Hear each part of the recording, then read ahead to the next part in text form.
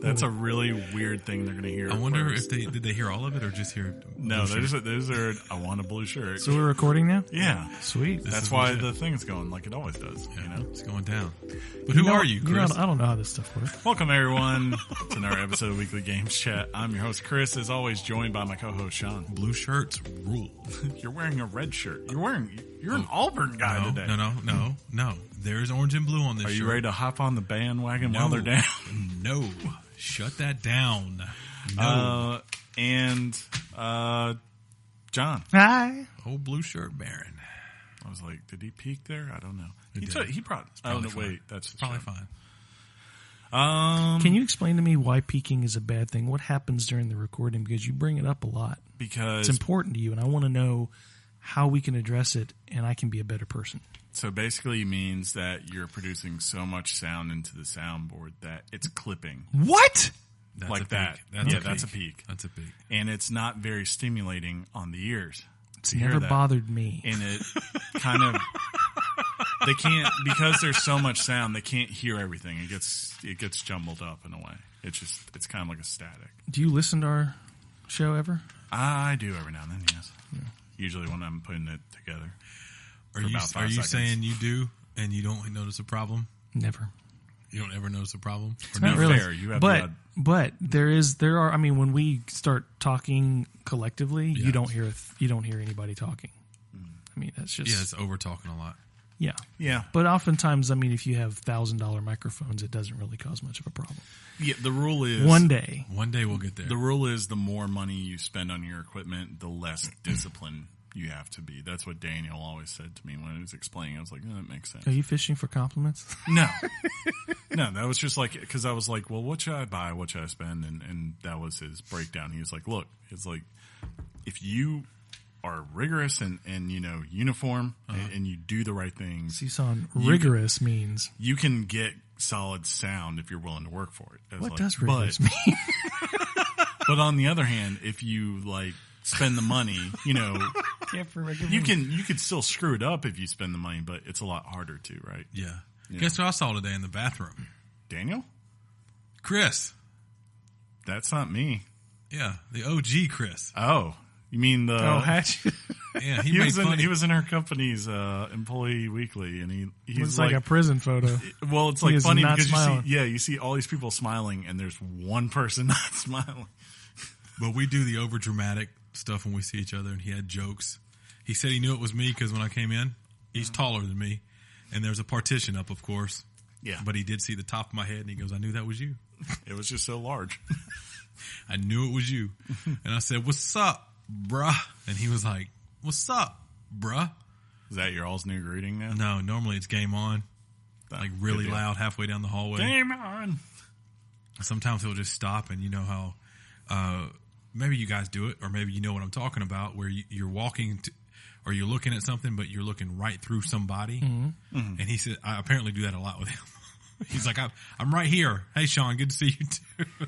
He's just bloviating. Yeah, but bloviating. See, wow. Sean bloviating. Wow. Yes. But it's good to see him doing good. Yeah, very much so.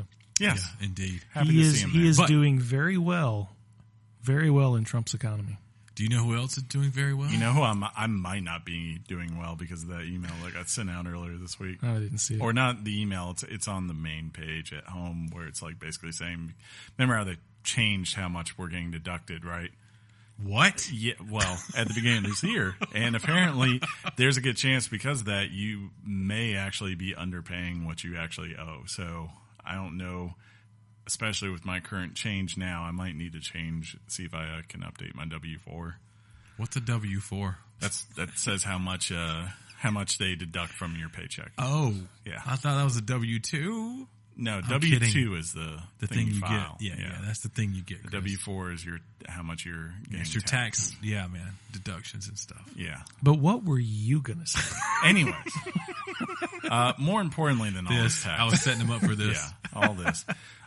We normally save emails to the end, but there's one email we've been holding on to, Chris. Yeah, we've been holding on to this for almost a month since September 18th was when I received this original notification. And at the time, she was just like, hey, give this shout out because it's coming up.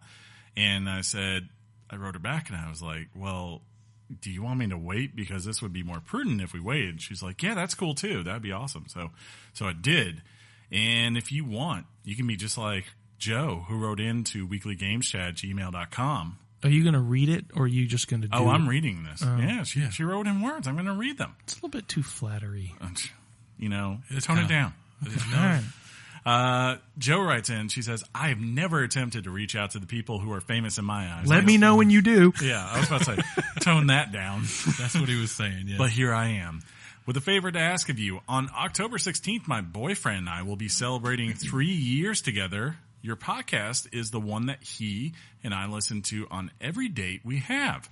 I was wondering if it would be possible for you guys to give him a special shout out on your next podcast you guys make. It would help me win with the best anniversary gift ever. Thanks in advance. From Joe. Joe, you know what? I just realized this as I am looking. Oh, good. You did put it in the follow-up email. His name is Steven. So Steven and Joe from Weekly Game Chat. We will. Did we confirm Joe? Joey. It says Joe right there. Okay. That's how she signed it. Oh, good. She did? She did. Okay. Your lack of attention to detail is alarming. Face has attention to detail likeness. But yeah, Steven and Joe, one, thank you for making this podcast part of your relationship. Yeah, legit. Very humbling. Yeah, congratulations to both of you. This is going to come off very creepy. I have always enjoyed boys' names for girls. Oh. I know what you mean by that, though. There's something... Sam, Joe. Bobby Joe. Bobby Joe. Sorry, yeah, you're right. You're right. So much peak right there. Your face is peak. You're a peak. Enough. Why are you peak God now? I want him. I'm with John. Let's attack him right now, John. I'm going to release a hip-hop album called Peak God. But this is totally cool. Congratulations. Yeah, Congratulations congrats. on 3 years. That's a long time. It's awesome. For starting it. Yeah. Here's to another 30. Indeed. Right? Here's to a lifetime of happiness and weekly game chat. Hopefully you listen in the 1800s, 30 was the average lifespan. We thought about holding this to the end of the episode, and we're like, should we risk that for them? How much faith do we have in each other? Then we were like, this is something good. Let's get it it out there so everyone knows. Yeah. So yeah, if you have any other anniversary requests, be as cool as Joe, and maybe we'll read them on the air. Joe has set the standard, right? By reaching out to the podcast and letting us know that she loves Steven. Basically, John has requested that if you want us to celebrate your anniversary, you have to call us famous because it's the only way he feels validated. I said that? Yeah, pretty much for the last 10 minutes. Subconsciously, you always say that, John. No, I said, are you going to read this because it's a little too flattery? See, we heard that's the opposite of what of wanting. It's almost like it's a joke. You guys kiss my grits. Speaking of white cheddar grits, they're amazing. Will say. Speaking of grits, he took it off. No, not at all. No grits at all. Getting on to our weeks. What? I was going to move into the show because it's already 6:16. No, you're going to move into football. This is the show. Well, yeah, roll tide. Georgia won, Alabama won, Auburn lost, and the Browns won again. Yeah. What? Yeah. Not really by Baker's. Well, Baker was kind of like, it's like really weird because he threw the ball a lot, but he only completed like half the passes. That's still okay. Didn't get a touchdown thrown, but had a touchdown ran in. Yeah. And he threw a pick. So it's like the pick and the run in balance. But and you know won. what? You know what they pay you for, Sean? To win. Yeah, they pay you for the W's. All I do is win, no matter what. And I stayed. Oh, good. But yeah, I didn't. And they stayed out. I watched Bama. I watched Notre Dame. And by watch, I mean I had them on my phone so I could keep doing something else. Who did Alabama play? Arkansas. The question is not how they scored 60 points. It's how they let Arkansas score 35. 31. They were not. 31. It's a very, very nominal difference, Sean. It's a four-number difference.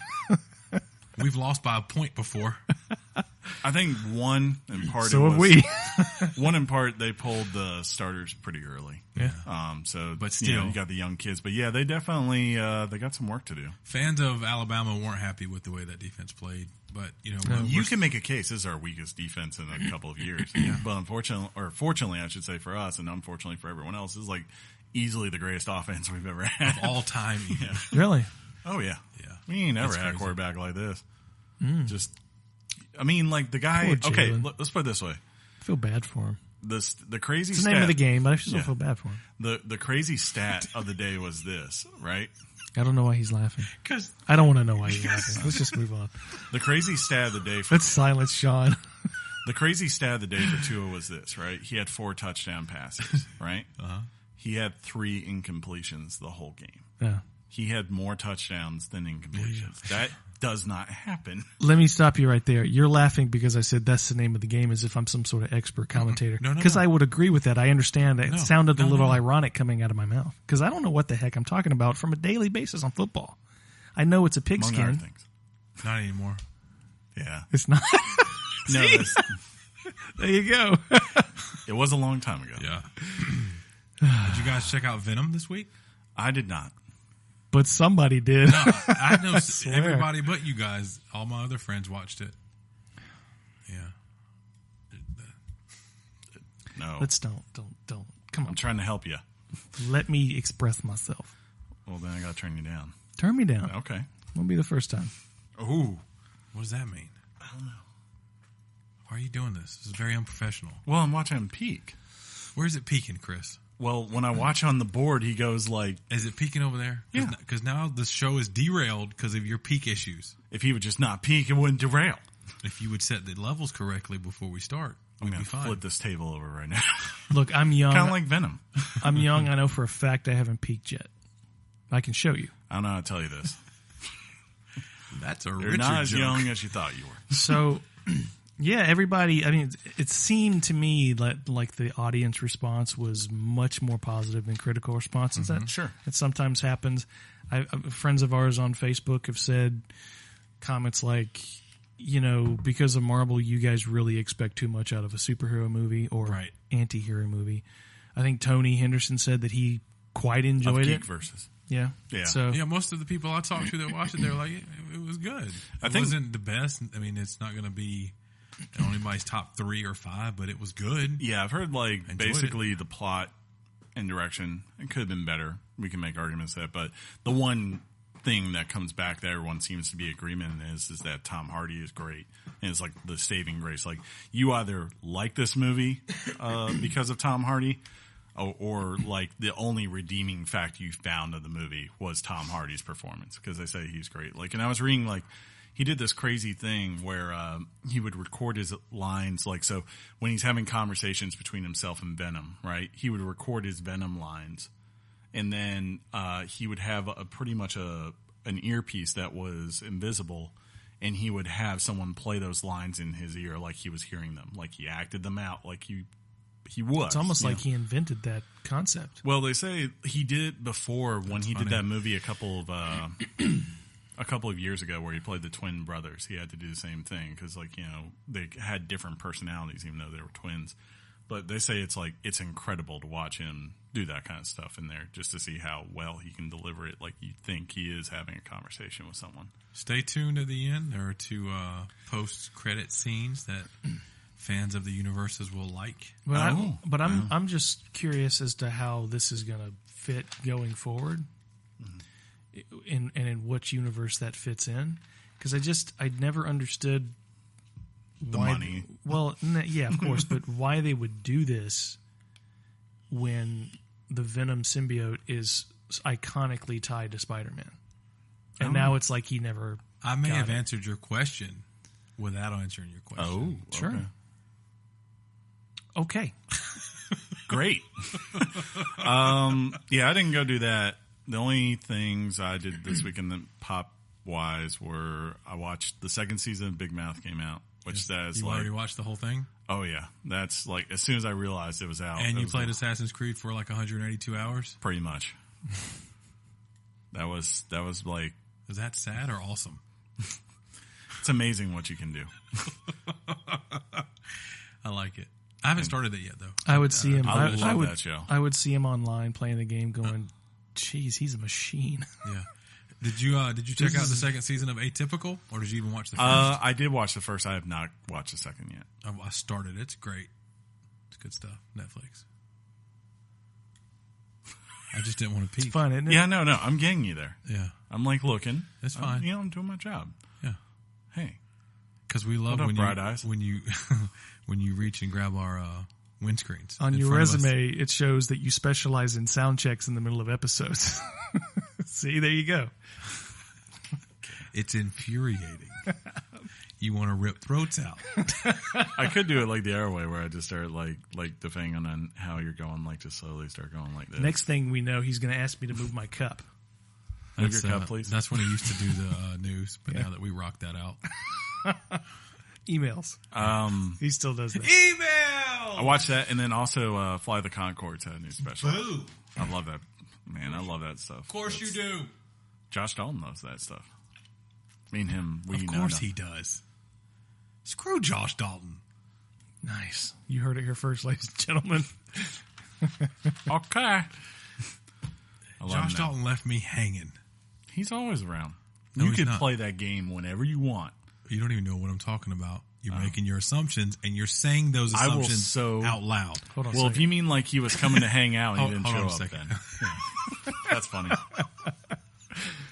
So, just so you guys know, when Chris says, hold on a second, he's adjusting our mics. Yep. Yes. And we wish death upon him. So you can chuckle every time you hear a hold up a second. It's like both of them are guilty of this. And like, I don't understand, like the whole entire idea is the pop filter. It creates distance between the mic and you. So therefore you don't have peaks and pops and clicks, right? Peaks and pops and clicks. And like these two guys, they press it up as much as possible. And I'm like, no, back it away a little bit. That's the idea of it. Do you know why I do a that? Because once upon a time you told me to. Yeah. Yeah, before, because I had the air running. So he just so I admitted- changed it. He told you to do that, So right? he changes Yeah. it and doesn't tell me, so he just adjusts it as he wants. We love each other. Yes, I'm Hence producing the it. argument. I hate both of you. And your dog. Hey, Benny. That's mean. She's ovulating. What does Darren want? This is like the worst start ever. No, we're doing fine. Yeah, I know. It's a great. What are you talking about? Well, we got like someone checking Darren stuff to talk about motorcycle chat. After we wished Is there a somebody kid called- happy anniversary. Well, that was the highlight. Now it's all downhill. Yeah. We started off with our big bang. I did that and I watched SNL and that was about it. Cool, Chris. But I do that every week. Cool. Yeah. I did not get to go see A Star Is Born. I wanted to go see that. I kind of want to see that too, and I don't know why. I have seen every iteration except for like the 3-hour version with Judy Garland. What are you talking about? It's a remake of... The movie, like, Is it first, okay that I didn't know that? It's Yeah. fine. I think the first one came out in like the late 30s, early 40s. The second one was like in the 50s. Then there was one in the 60s with Liza Minnelli. And then there was probably the most well-known one, which is old. Wait, is there singing in this? Yeah. It's not a musical, though. No, I mean, So that's probably why Chris didn't go see it. it is a musical though. It's not. It has a soundtrack. They have original Okay. songs. It's not a musical. Yeah, there's no part where they like start dancing in the street. Yes. They just dance on stage. They perform on stage. Yeah. And then they get drunk. That too. And then, the most famous one's probably the Chris Christopherson and Baba Wawa, Baba Streisand.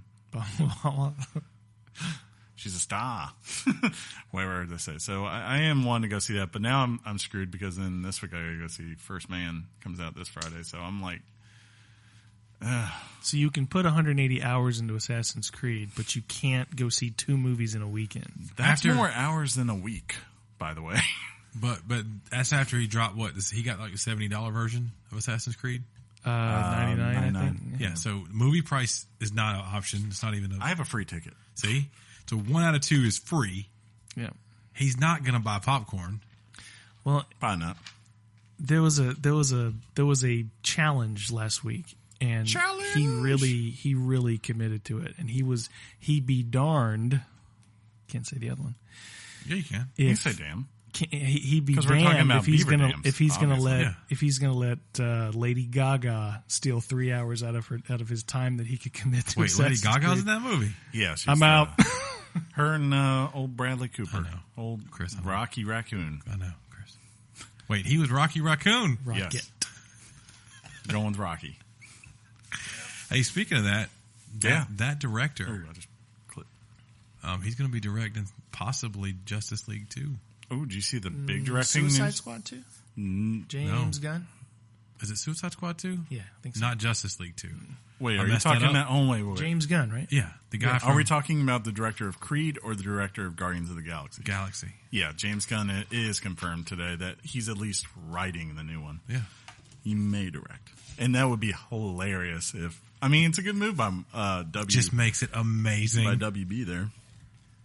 Yeah, they get a Marvel guy. Because, I mean, it's not 100% like... What are you talking about right now? Like Why are Guardians you of the bringing up Galaxy? percentages? It's like a misfit Suicide, yeah, but it's still a bunch of misfits. And It fits. Yeah, group. Mislead. especially because if they're gonna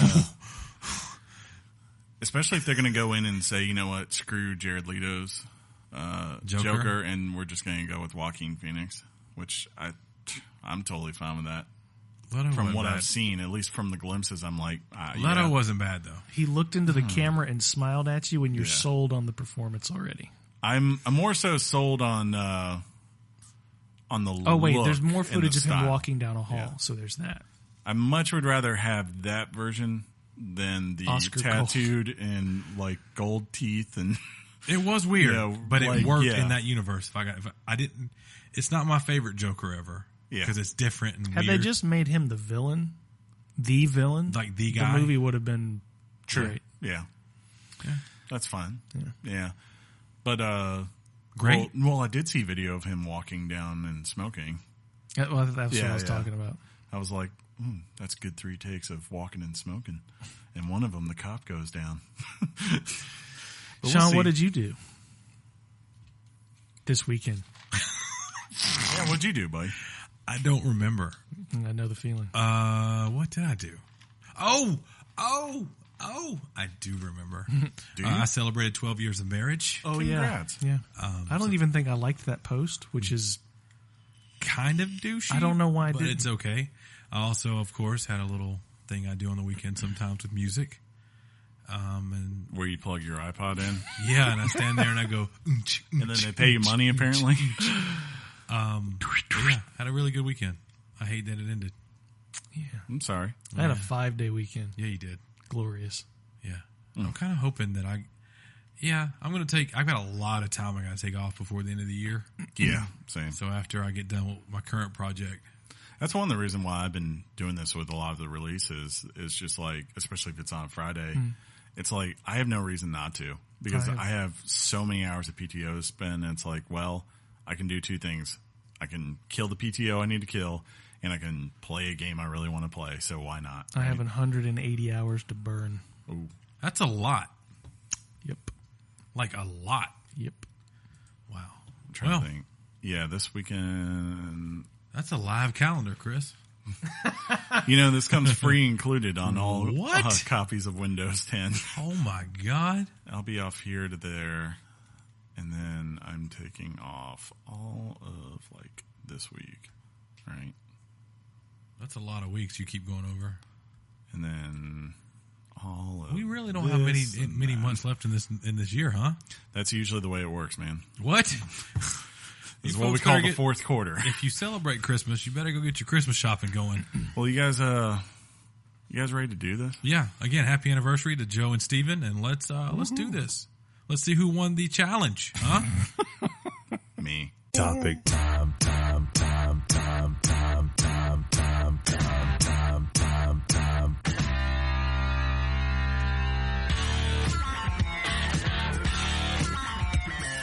And I didn't mute it. I Leave it. didn't mute it. Delete it. No, we'll just keep going. with it. We're going.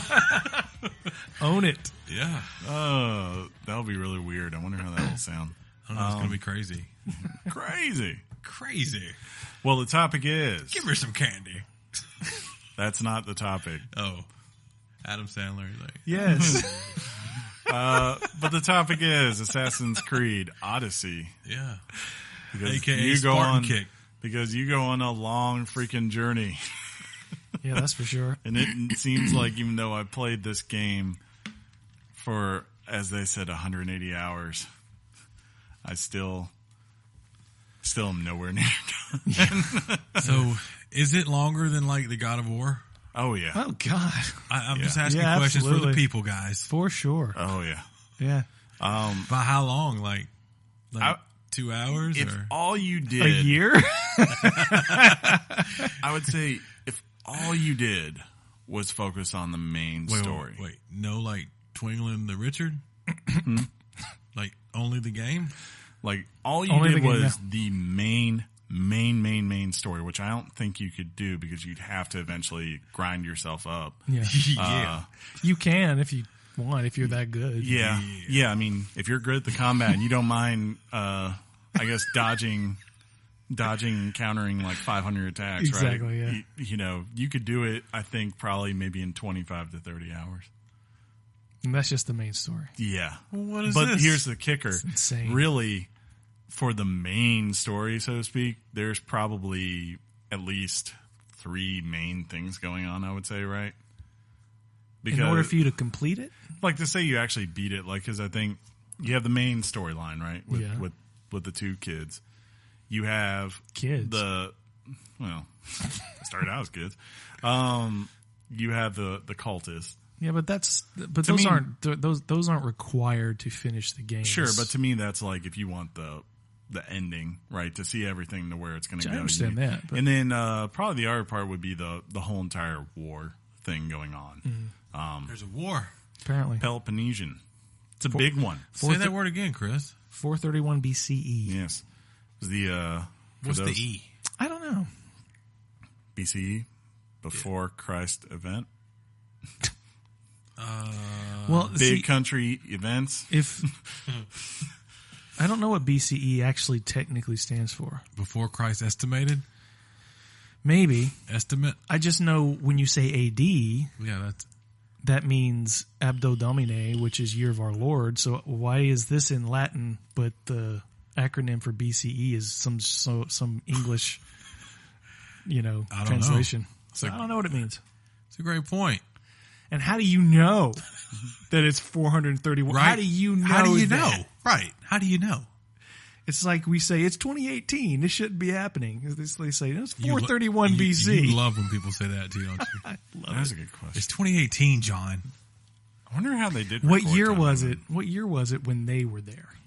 Probably like What if it was year. 2018 when they You were know there? what I'm saying? You know what? You get me. Whoa. You get me. My I'm gonna mind guess. is blown. I'm gonna guess it was probably like year 800 because I think Or that whatever was like, mark they scratched on the wall. because it was like something like 800 years in the classical, like as we know it, Greece and all that kind of stuff. So if I was going for that, that's what I would pick. But it would be fun to go back in time and be like, so it's 431. They're like, no, it's not.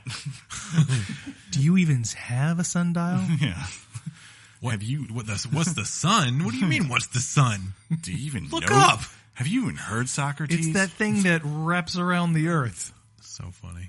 Oh, wait, were we at that point yet? I felt like we were, no. Weren't we at that point? The sun is the center of the universe, and doesn't that come out of that era?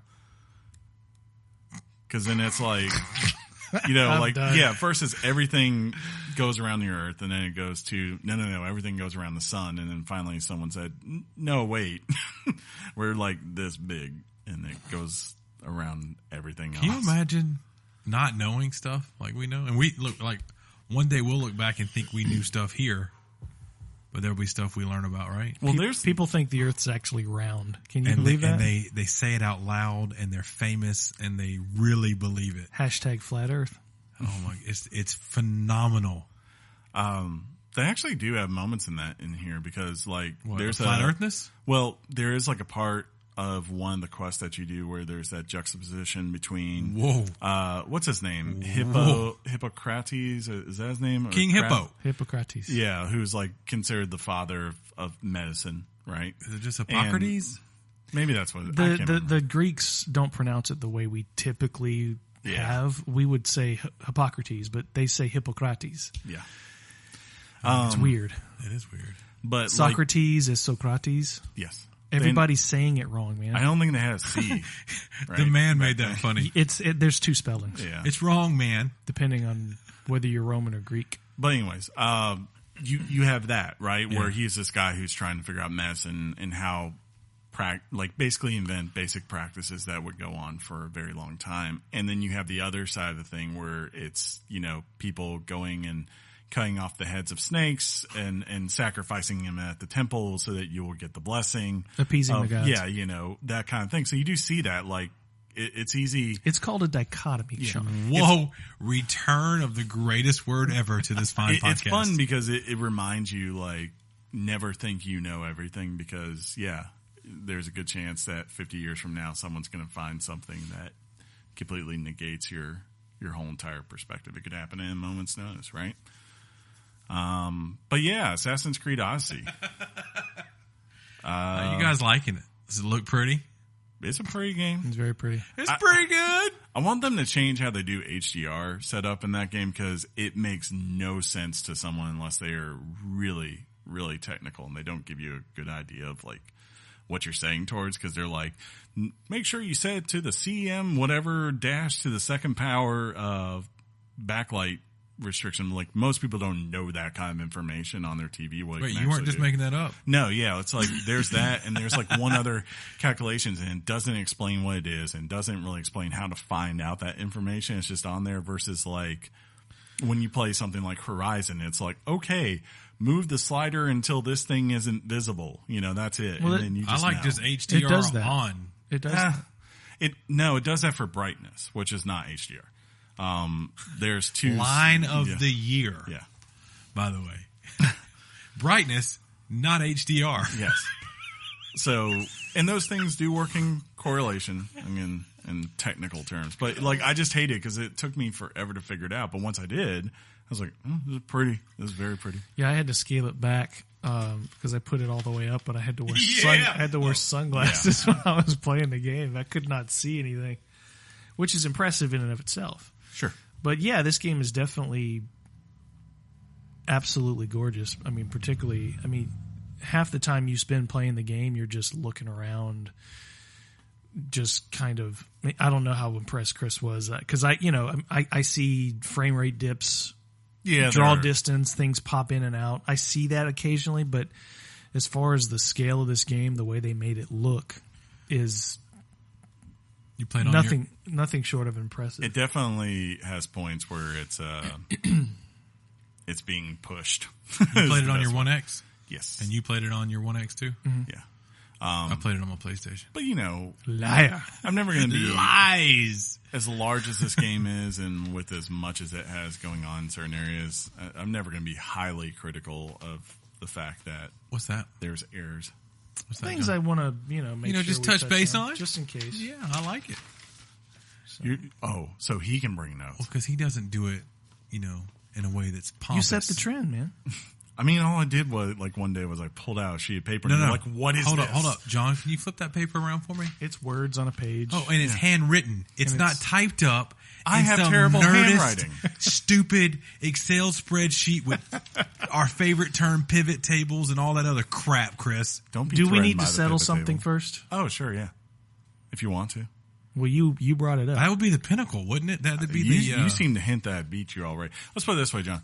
If we're going on just pure time, I was going to bed at about 2:30, and I was waking up at 8 a.m. And usually I'd be on, and I'd see all of a sudden Nintendo has logged on. I did not get his full name, but now you have one piece of the information. Well, ladies and gentlemen, Chris, I mentioned last week to Chris that I was taking 2 days off last week, and that by chance I'm just gonna really dive into Assassin's Creed. Yeah, and he said to me something to this effect.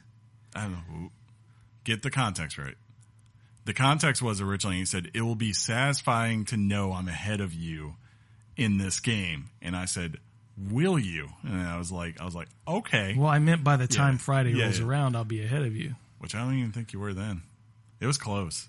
Like when I checked it, it was like you were at 13 hours and I was like at 12 hours at that point. Okay. Yeah. Well, You can look. okay. So he told me, Yeah. he said, John, I will give you, I will submit to you that even with these 2 full days to yourself of playing this game, you Yes. will still not have played more of this than I have by the time we record, or something to that effect. So I took that to mean hours played. Sure. Not how far we are in the story or anything like that, unless you had a different understanding. I mean, we can go any way you want on this. Okay, so you Any way you want it. so you challenged. Yeah. So Here are the results. what's the result? I had. What'd you have? Well, first off, I know I'm further This than is- you. this is I the- know I'm further than you in the story. I do. Yeah, know of that course. How do you know that? But Because I Trophies? literally was comparing him and myself, and I was like, Yeah. and it said like I had finished 6, right, and it said like he had not unlocked that yet. So I'm like, well, obviously, now I'm ahead of him in the story. Okay. He was ahead of me in the story at one point though. But last time I checked, it was okay. If you want to go by what the actual save file, like when you pull up and load a save, right? Are you going by that, or are you going by what's in the Xbox achievements things? No, he went even further, Chris. Oh, well, I'm talking about hours played. Yeah, he. oh yeah. According to my game time right now, my last save, it was like 38 hours. I think We could look it up right now. Yeah, It's literally on. 38 hours? I think so. Or Oh, you want to? maybe Because this is important. This was maybe a it was challenge. 30, or maybe it was. It's on right now, It's like, Chris. my PlayStation, my Xbox is on. Yeah. Yeah, it is. Oh, where's my? If you would just believe me, There's that. Thank you. I could help you with things. Now, Just hit an input. We'll still keep talking. You should hear some. So he's going into the machine. Look at that. see the way I was judging. Okay, see, this is what I mean. There are 2 ways we can do this. I do love that. That. Whoa, All right. whoa. If you just want to see who is Down. on the game more. No. I'm talking about hours played. That's really it. Unless you're. That doesn't even look like you. Watch. Well, yeah, because it's made to look like the 10th Doctor. Is this like an No, achievement not list? you. I'm talking about. 2 days, 15 hours. Is that what you're saying? Yeah, that's what I saw before. But How do What you, does that mean? How do you check who? What who's is the 2 who's? days? That's what? yeah, I don't think that's accurate. Hey, there I am. It could be. Rrr. Game looks amazing. Let's see what my last load It is. looks real, guys. So, 30 hours. No, I you thought it was- you X out. X out of it Oh, okay. and go to the go to the main menu. Oh, okay. Whoa. That's not a big deal. It's a huge deal. I had done the thing I wanted to do. No, it should- What is that? It should. Oh, that's cool. That, Yeah. I was wondering that Okay, whole time. so you're saying when I load You know what it is now? Yeah, when you see it now, it should give you the most recent. Oh, If you okay. Hit start, I hope then that's go to right then. continue, and it should mark it. So 30 hours and 37. There 30 you go. hours, 37 minutes, 17 I seconds. thought it was more. John What you got? got me? has an app. Just putting that out there that my friend Well- John has an app, and I'm excited about You it. had 2 methods Yeah. possibles. I have 2 methods possible as well. Yeah. So, according to the game that I'm currently playing, I mean, get off that so it Yeah. doesn't have. What? People are like, what is that ominous sound in the background? I've logged 36 hours, 12 minutes, and Oh. 8 seconds. But I mentioned last week that I started the game twice because I started with Cassandra, played for a few hours, and went, Yeah. I wonder if I'm really going to gravitate more to Alexios because I just wasn't feeling the character. So I started again as Alexios and realized, and we'll get to this, there's really the same beats happening with both characters. So what the Is app... one a boy and one a girl? Yeah, sorry. Yes. I didn't know that. Okay. So I have the Ubisoft app that tracks my time, and what the Ubisoft app does is it tracks the hours you've played the game, not just your save file. And for the hours I've played the game, it's at 43 hours. That sounds more like what we were looking. Yeah. Let me see if I can get that. I gotta know. Yeah. This is captivating podcaster. And there was no buy you lunch deal. No, There's nothing like yeah. that. It was just it was a thing. But if anything, it was a good way to get John to make sure he played the game as much as possible, because I knew I'd play. That's not what happened. Because I'm not going to play an Assassin's Creed Don't game. spin it. No. Way. Look, no. You want to know how the proof was? The proof came on Sunday. The proof came on Sunday when his wife, your wife, posted on Facebook and said, I have to make this stuff without having Jonathan help so he can win his friendly wager with Chris. And I messaged back to her. I said, like, that sounds like a terrible husband. No, I tried to sabotage. I was telling Clarissa all weekend, I'm like, no, Chris is going to beat me. This is something he's going to do. He doesn't have to mow the yard. He doesn't have to clean the kitchen. He doesn't have to do this. Agreed. And plus there was and I could totally respect the decision, but a curveball. Do I not know my password? A curveball got thrown at me by Clarissa. She read the ESRB review of what is in this game, and she said, you cannot play this in front of Aiden. So I was like, so I'm spending my entire Saturday not playing this game because of content that's in the game. Totally understand it, totally within her rights, but that was like, they still got me at 32 hours on there. That was a crazy curveball that was thrown at me. Yeah, but you're 30 in the game. Yeah, for that save file, 32 overall. Well, apparently I was Can't wait for Just Dance 2019. Apparently I was a lot more productive than you during my time then. Here we go. Yeah, definitely. You said you finished one of the.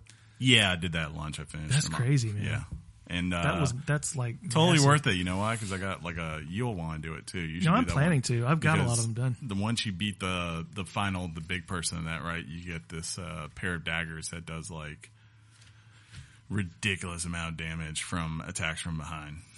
Like that whole entire set, is obviously designed for someone playing as an assassin class, right? Like that's your skill tree, which is why I've been like, I don't really need this one because it's not my play style at all. Sure. But yeah, Assassin's Creed Odyssey, probably the biggest thing that people will note. First time ever, you can pick which character you want to play as. And there's a completely logical reason for it. I'll give them that. This was different than the last time they had the boy and the girl thing, right? Yeah. The last one, you could, when you were in the open world, you could pick which one you wanted to be. But when you actually went on missions, sometimes you could pick whichever one you wanted to do.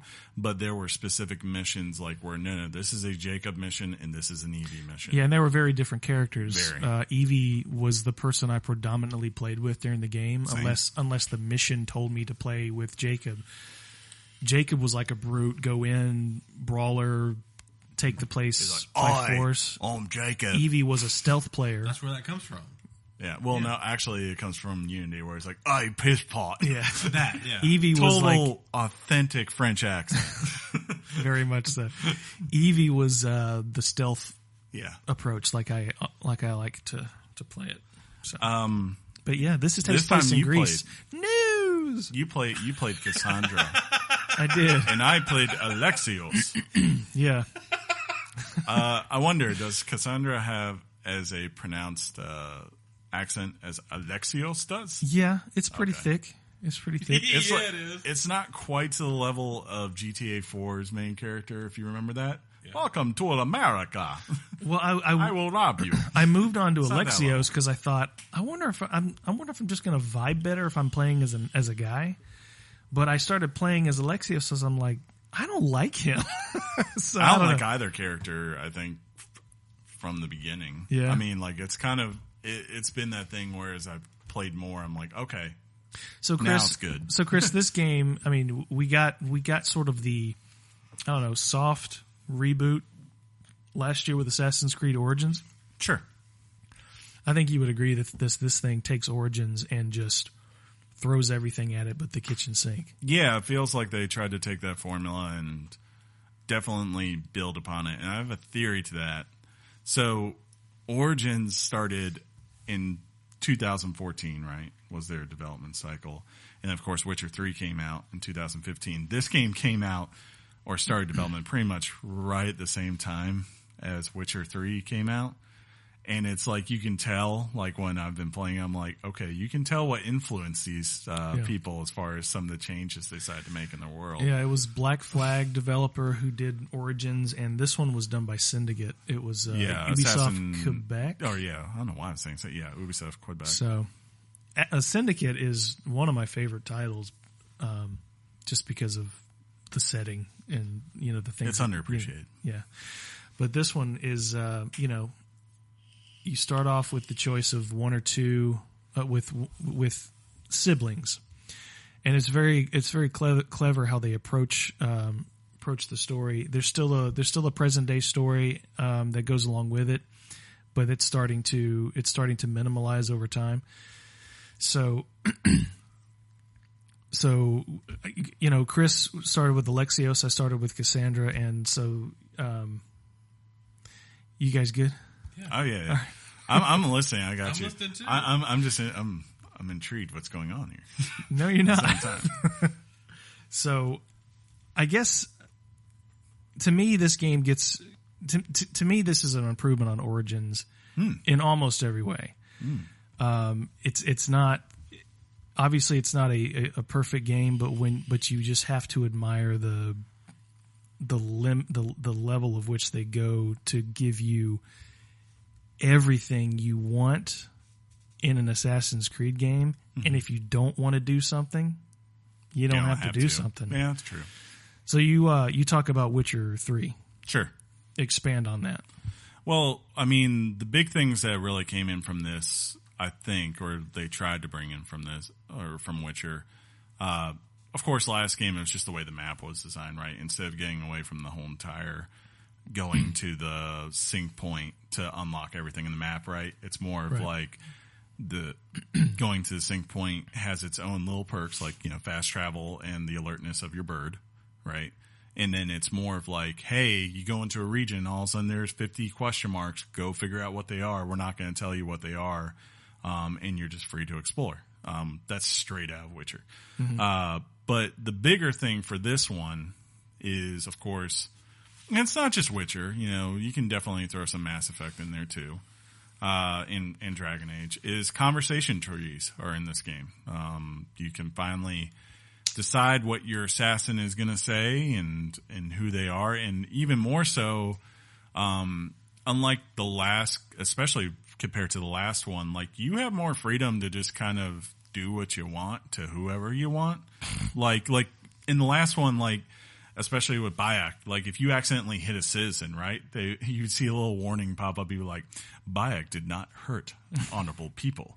This game, you accidentally, you can be in combat, and if a citizen is right there and you accidentally make contact, they're not going to take too kindly to it, and they're going to fight back. And all of a sudden, pick up a sword. Yeah, and God, man, it can get really bad sometimes with those like staffs and things like that. If you're just swinging, and or like spears or what? Well, like you can have a big staff, you can have you can. You can have a big axe and things like that. And if you're swinging them, they have wide reaches, and you don't know what's behind you.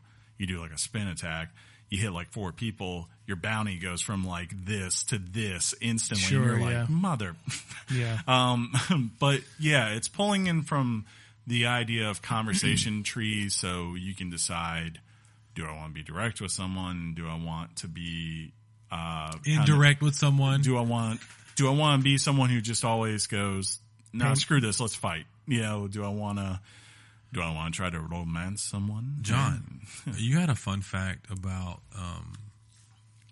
people who no longer are alive because of you and your actions in the game. Yeah, that definitely.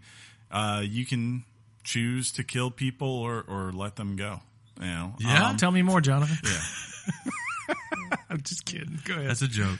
But I will say, and this is like my criticisms of this game, the big thing I will say is, as you said, they try to pull in a lot of things, right? Some of it from their past games, like mainly the ship combat, right?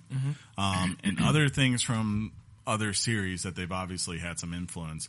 And a lot of them, to me, feel kind of like, compared to the previous iterations in either their own games or past games, they kind of feel not up to those levels is the way I would say. That's like the big criticism. Like, yes, there's dialogue trees and you can make choices, but it doesn't really feel like they a lot of times matter. Like, I could choose to tell someone, oh no, we're fighting, right? Or I could be like, try to take the peaceful way. Well, I take the peaceful way, and then 2 seconds later, they still fight me. You know, it's like, we're still getting to the same place. It's just basically, how did we get there? Versus like something, when I think of like Witcher's like, no.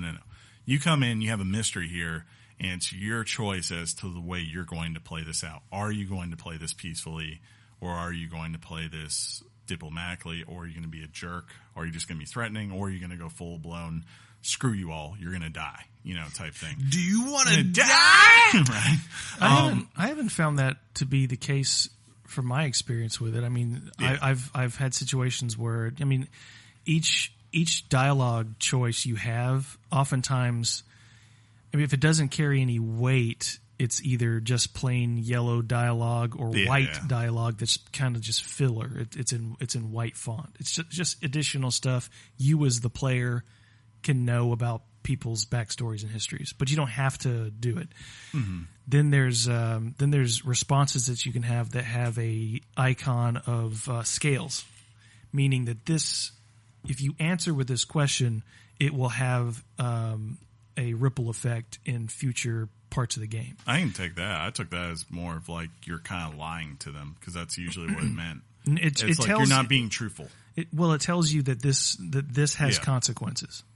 This is it's a gamble, like, hence the scale. Like, you're like, you know, it has a you know this person here is dead and you killed them, right? But you're going to lie to it about their face, like, I don't know what happened to them.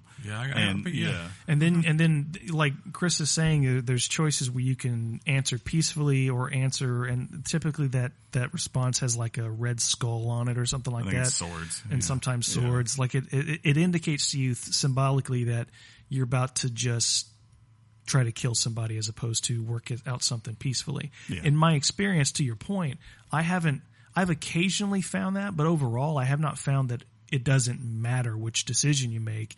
It's all the same outcome. Yeah. Like, there's a situation where I have to choose between taking someone down in a public setting or a private setting. Mm-hmm. And someone is advocating that I do it privately. Somebody's advocating to do it publicly to make an example of somebody. Publicly. And so I did it privately because I'm kind of going about that revenge is not the answer type thing. I'm trying not to take payment for mercenary jobs, things like that. And so once you take somebody down privately, that person who was trying to convince you of the other ones will come by and say, you haven't killed him yet. Let's take him over here and show everybody and make an example of him. And at that point, you can try to decide again. You can either say no or yes.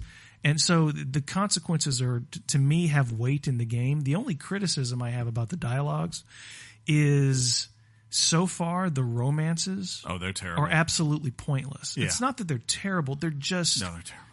Well, it's Greek culture. Well, I mean, it's I don't everybody mind. Was... Yeah, I don't mind that. But it's like... But everything was flippant. It didn't... Yeah. It doesn't matter. Like in Mass Effect, you could at least say that these people that you romance, you're actually forming a bond with them. And from my memory from the first Mass Effect, those actually come into play whether people live or die in the game because of your loyalties and things that you've come up with. So those things have weight. In this one, it's a missed opportunity. At least I haven't found a relationship yet where I'm literally nurturing a bond with somebody. That's definitely something that seemed like a mixed, wasted opportunity on the dialogue skills. I've been waiting for like them to introduce because I can understand that's somebody. I can understand. Hey, it is Greek culture that they were very loose and open, and they would often share lovers and things like that. And there's famous characters in this game that very much signify that belief. Sure. But as you said, like every single time there's a romance thing, it's basically, you talk sexy, and then they talk sexy, and then you go do the thing for them, and you come back and you're like, you want to have sexy? Yeah, I want to can't. be sexy. I and can't. then we close the door, and then you come back and they're like, that was some good sexy. Yes, and then well, they move on. You know, I can't speak to Alexios, but Cassandra is not shy. She is no, just he's not, the same way. Okay, yeah. So it's like, yeah, but yeah, the thing I always like, if you're going to put romance in games, sure, you can have like the fling that comes off. That's cool, but like you got to build something and make something there too. Like it's interesting when I disagree. It's interesting when you play things like Dragon Age and you have all these potential suitors that you could end up with, and you start to find yourself being tuned to one character, and you start to make decisions based off of what does that character approve of versus what do they disagree with, and you start to find yourself agreeing with them. That's too much.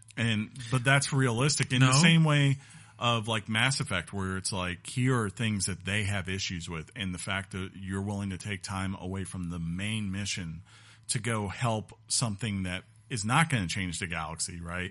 But is going to change that person's life in some way, shows something of compassion and realism. But at the same time, when you're fighting a 60-hour war, sometimes you just need a little TLC. Or when you just go in a car in GTA Online and you honk 3 times and you score.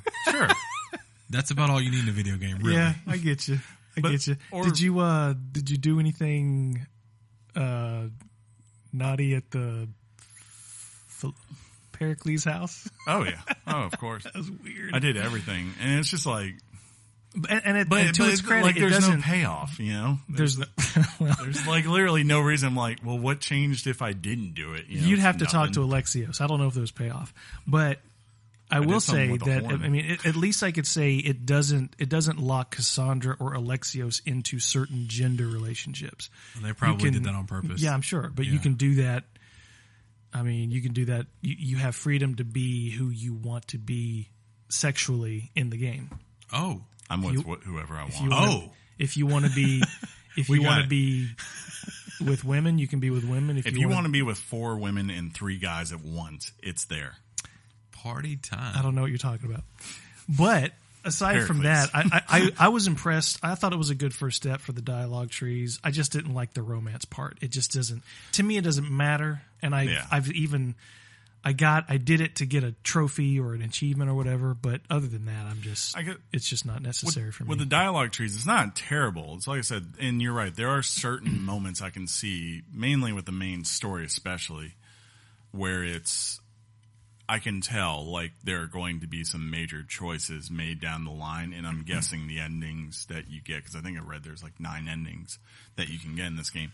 Obviously, they're going to depend on my choices, right? Sure. And I can already see, like, I literally just got done with the chapter in this game where I feel like I made a choice as to what direction I'm about to head off on. And that's cool. But I guess, like, for me, for a game this big, right, which is much closer to the size of Witcher 3 than classic Assassin's Creed's game, which, like, the main story is usually, like, 15 hours, and then doing the main and extras is maybe about 30 hours. And this is, like, from everyone I've been reading, it's like, basically, you're going for 55 to 60 hours for most of the main story. And if you want to do just about everything, you're going well over 100. It's like for Breath me, of the Wild. What gets me through a lot of those that grind, right, is when you do realize that at any moment there's in any quest there can be a conversation that really has a lot of choice and freedom to it. I don't necessarily feel like there's a ton of those, and more times than not, if they are, it doesn't feel like it's anything major. It's just like, oh, okay, you made this one choice at the end. It didn't, like, you still went and did the same thing. You didn't affect the way the quest changed out. So I would love to see them. You haven't failed a quest yet? I have not, no. Oh. Yeah. It's on easy mode. I'm a winner. Well, no, it's not. I don't mean die. I mean a choice you make. didn't do it. Yeah. Meaning you approach somebody for a quest, and it turns out you already did something. Like I approached a woman that was on the message board in the town. You go to a message board. Yeah, I haven't in done town. a lot of those. Okay. Yeah. You go to a message board in the like town, and bounties, it's right? like bounties and other things. Just tiny. There's side quests and there's tiny side quests which are on the message board. Yeah. I go up to this woman to help her, and it turns out I couldn't help her because in the main story I did something. You'd progressed too far. And she criticized me for doing what I did and this and that, and then it says quest failed. Yeah. So it's not like you're dying in the game. It's just that Sure. to me, I've seen a lot more of that choice that you do hurts and affects different people in the world. Because I guess I've seen that more because I've played 43 hours. But I'm further than you. I'm higher level too. But let's talk about. Let's talk about the combat. I was going to say at this point, combat's awesome. If y'all stop right now, I would think that y'all didn't like the game, and there's a lot of talking.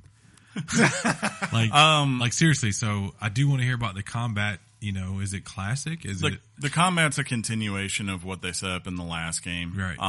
And it definitely feels like it's improved. It's maybe a little bit more tighter. Mainly like there isn't. The big thing is like the bow. The last time they had like 4 different types of bows. I've been waiting for that another type, and I just haven't seen it yet. And like they're like, okay, we're gonna simplify this down. Just make it. You have a bow that has different properties. Some of them like a long bow is like a sniper bow. Like you can long distances. Yeah. And this you one play video games, though. Yeah. And this one's like you have a bow, and maybe it has plus 11 assassin damage or something, or headshot damage, right? Versus the Zara bow that gives you plus 10 warrior damage. So you see, that's really more so where you decide what equipment you're putting on. It's more so what skills are you wanting to highlight and what type of gameplay you want, which is, I think, where this game, just like its predecessor, really excels in that you really do feel like you can build your assassin in a way that you want him to play. Which is cool. Yeah, John and I were talking about this at lunch today, or some point. Y'all went to lunch today? We didn't, but we were messaging. And wait, it was around lunchtime when I messaged him. Today? Yeah, we didn't. No, I'm sorry. Calm down. Back away. I'm kidding. But anyways, he's been playing more of the assassin skill tree, which I have not done because I just is it BA? Because it is so BA. Basically, unless you really invest into that, you really can't do assassinations that well early on until you've built up. And 2, there's like a skill wheel for these things, right? And both the assassin and warrior skills share the same skill wheel. So I picked the warrior one because I always want to make sure I have good stats for combat. And then I focused mainly, actually overwhelmingly, on the hunter bow. So basically I sneak around the whole entire time. Did you that just kind of happened, or did you actively I just started to figure it out, and I was like, this is a better, because at first I was like going in and having to sneak around with my assassin abilities, right? And then once I would get the combat, pause and switch out a couple of the things for the key, like, warrior attacks I needed. So I was like, no, screw this. I'm just going to focus on my hunter bow and my warrior stuff. And once I get my second skill wheel, then I'll focus on the assassin stuff. So that's where I've been going. But the cool thing is that there's no wrong or right way to play. As long as you play to what your build is. You play to win the game. Yeah. And unlike John, I have not lost at anything. Playoffs. Well, I mean, I've really focused on building up the assassin skill tree, and Chris is primarily focused on warrior and hunter, I believe. That's what he just said. Yeah, literally what I just said. Well, what I was about to say is I think he's put more effort into the warrior part. I think that's where it's kind of. Most of it is in the hunter, but look how wrong I was. I have about 5 or 6 things I'm focusing on the hunter. I have probably about 3 or 4 with the warrior I mainly focus on. But the assassin skill trees, it took a lot of patience because I would get into that. I'd go try to take down a fortress stealth wise, and unlike other Assassin's games, or unlike Spider-Man. What? When you could be like super stealthy? Yeah. It's not like that. No. Like so. Both y'all shook your heads. So when you're in a brush or you're sitting on a roof over an enemy, they'll walk under you and you see their life meter, their gauge, and if you take the stealth approach, it literally shows you how much life you take off. And so there's a lot of enemies, particularly early on, that you just cannot sneak assassinate. You won't take them down. And if you don't take it, like, you'll be in a bush and you try to stab them, and it just pisses them off. It's like, compared to the old ones where I feel like when you would go into a big fort, the first thing you would do is you would almost highlight who the heavy, most pain in the neck enemies were, and you're like, before I get exposed, those people are going to die. Well, Origins had the same feature. Yeah. You wouldn't automatically take someone down, which was a first for the series, because when you stealth somebody in the Assassin's Creed series, they're dead because you stick a knife in their brain. Yeah, sorry, good night. If you look at the damage, like, of what you'll do per output, like, the Assassin's one is always immensely higher than everything else. It should be. Yeah. I mean, it's made to be one hits. Yeah.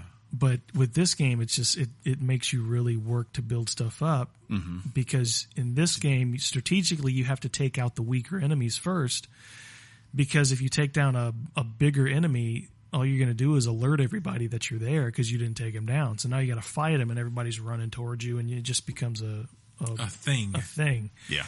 So you start building these things up where there's this part where you can, like, it's, I don't know, let's call it super stealth, where you hold down the button that you would use to just initially just tap instead. You would hold it down, and it gives you a stronger assassination takedown. Yeah. Also, there's also an ability in the skill tree where you can sneak up on somebody, and this actually works really well if you get caught in combat. It can help easily take someone down before alerting people. You can sweep their legs, and in slow motion as they're hitting the floor, you can slam them on the ground, and with the blade of spear of Leonidas, just kill them that way.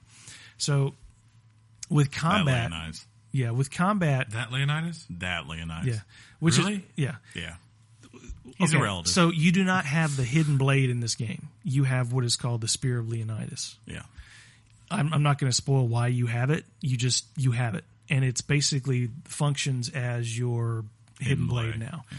And I'm telling you, Sean, I don't ever want the hidden blade ever again. This thing is BA, particularly if you're building up your assassin tree.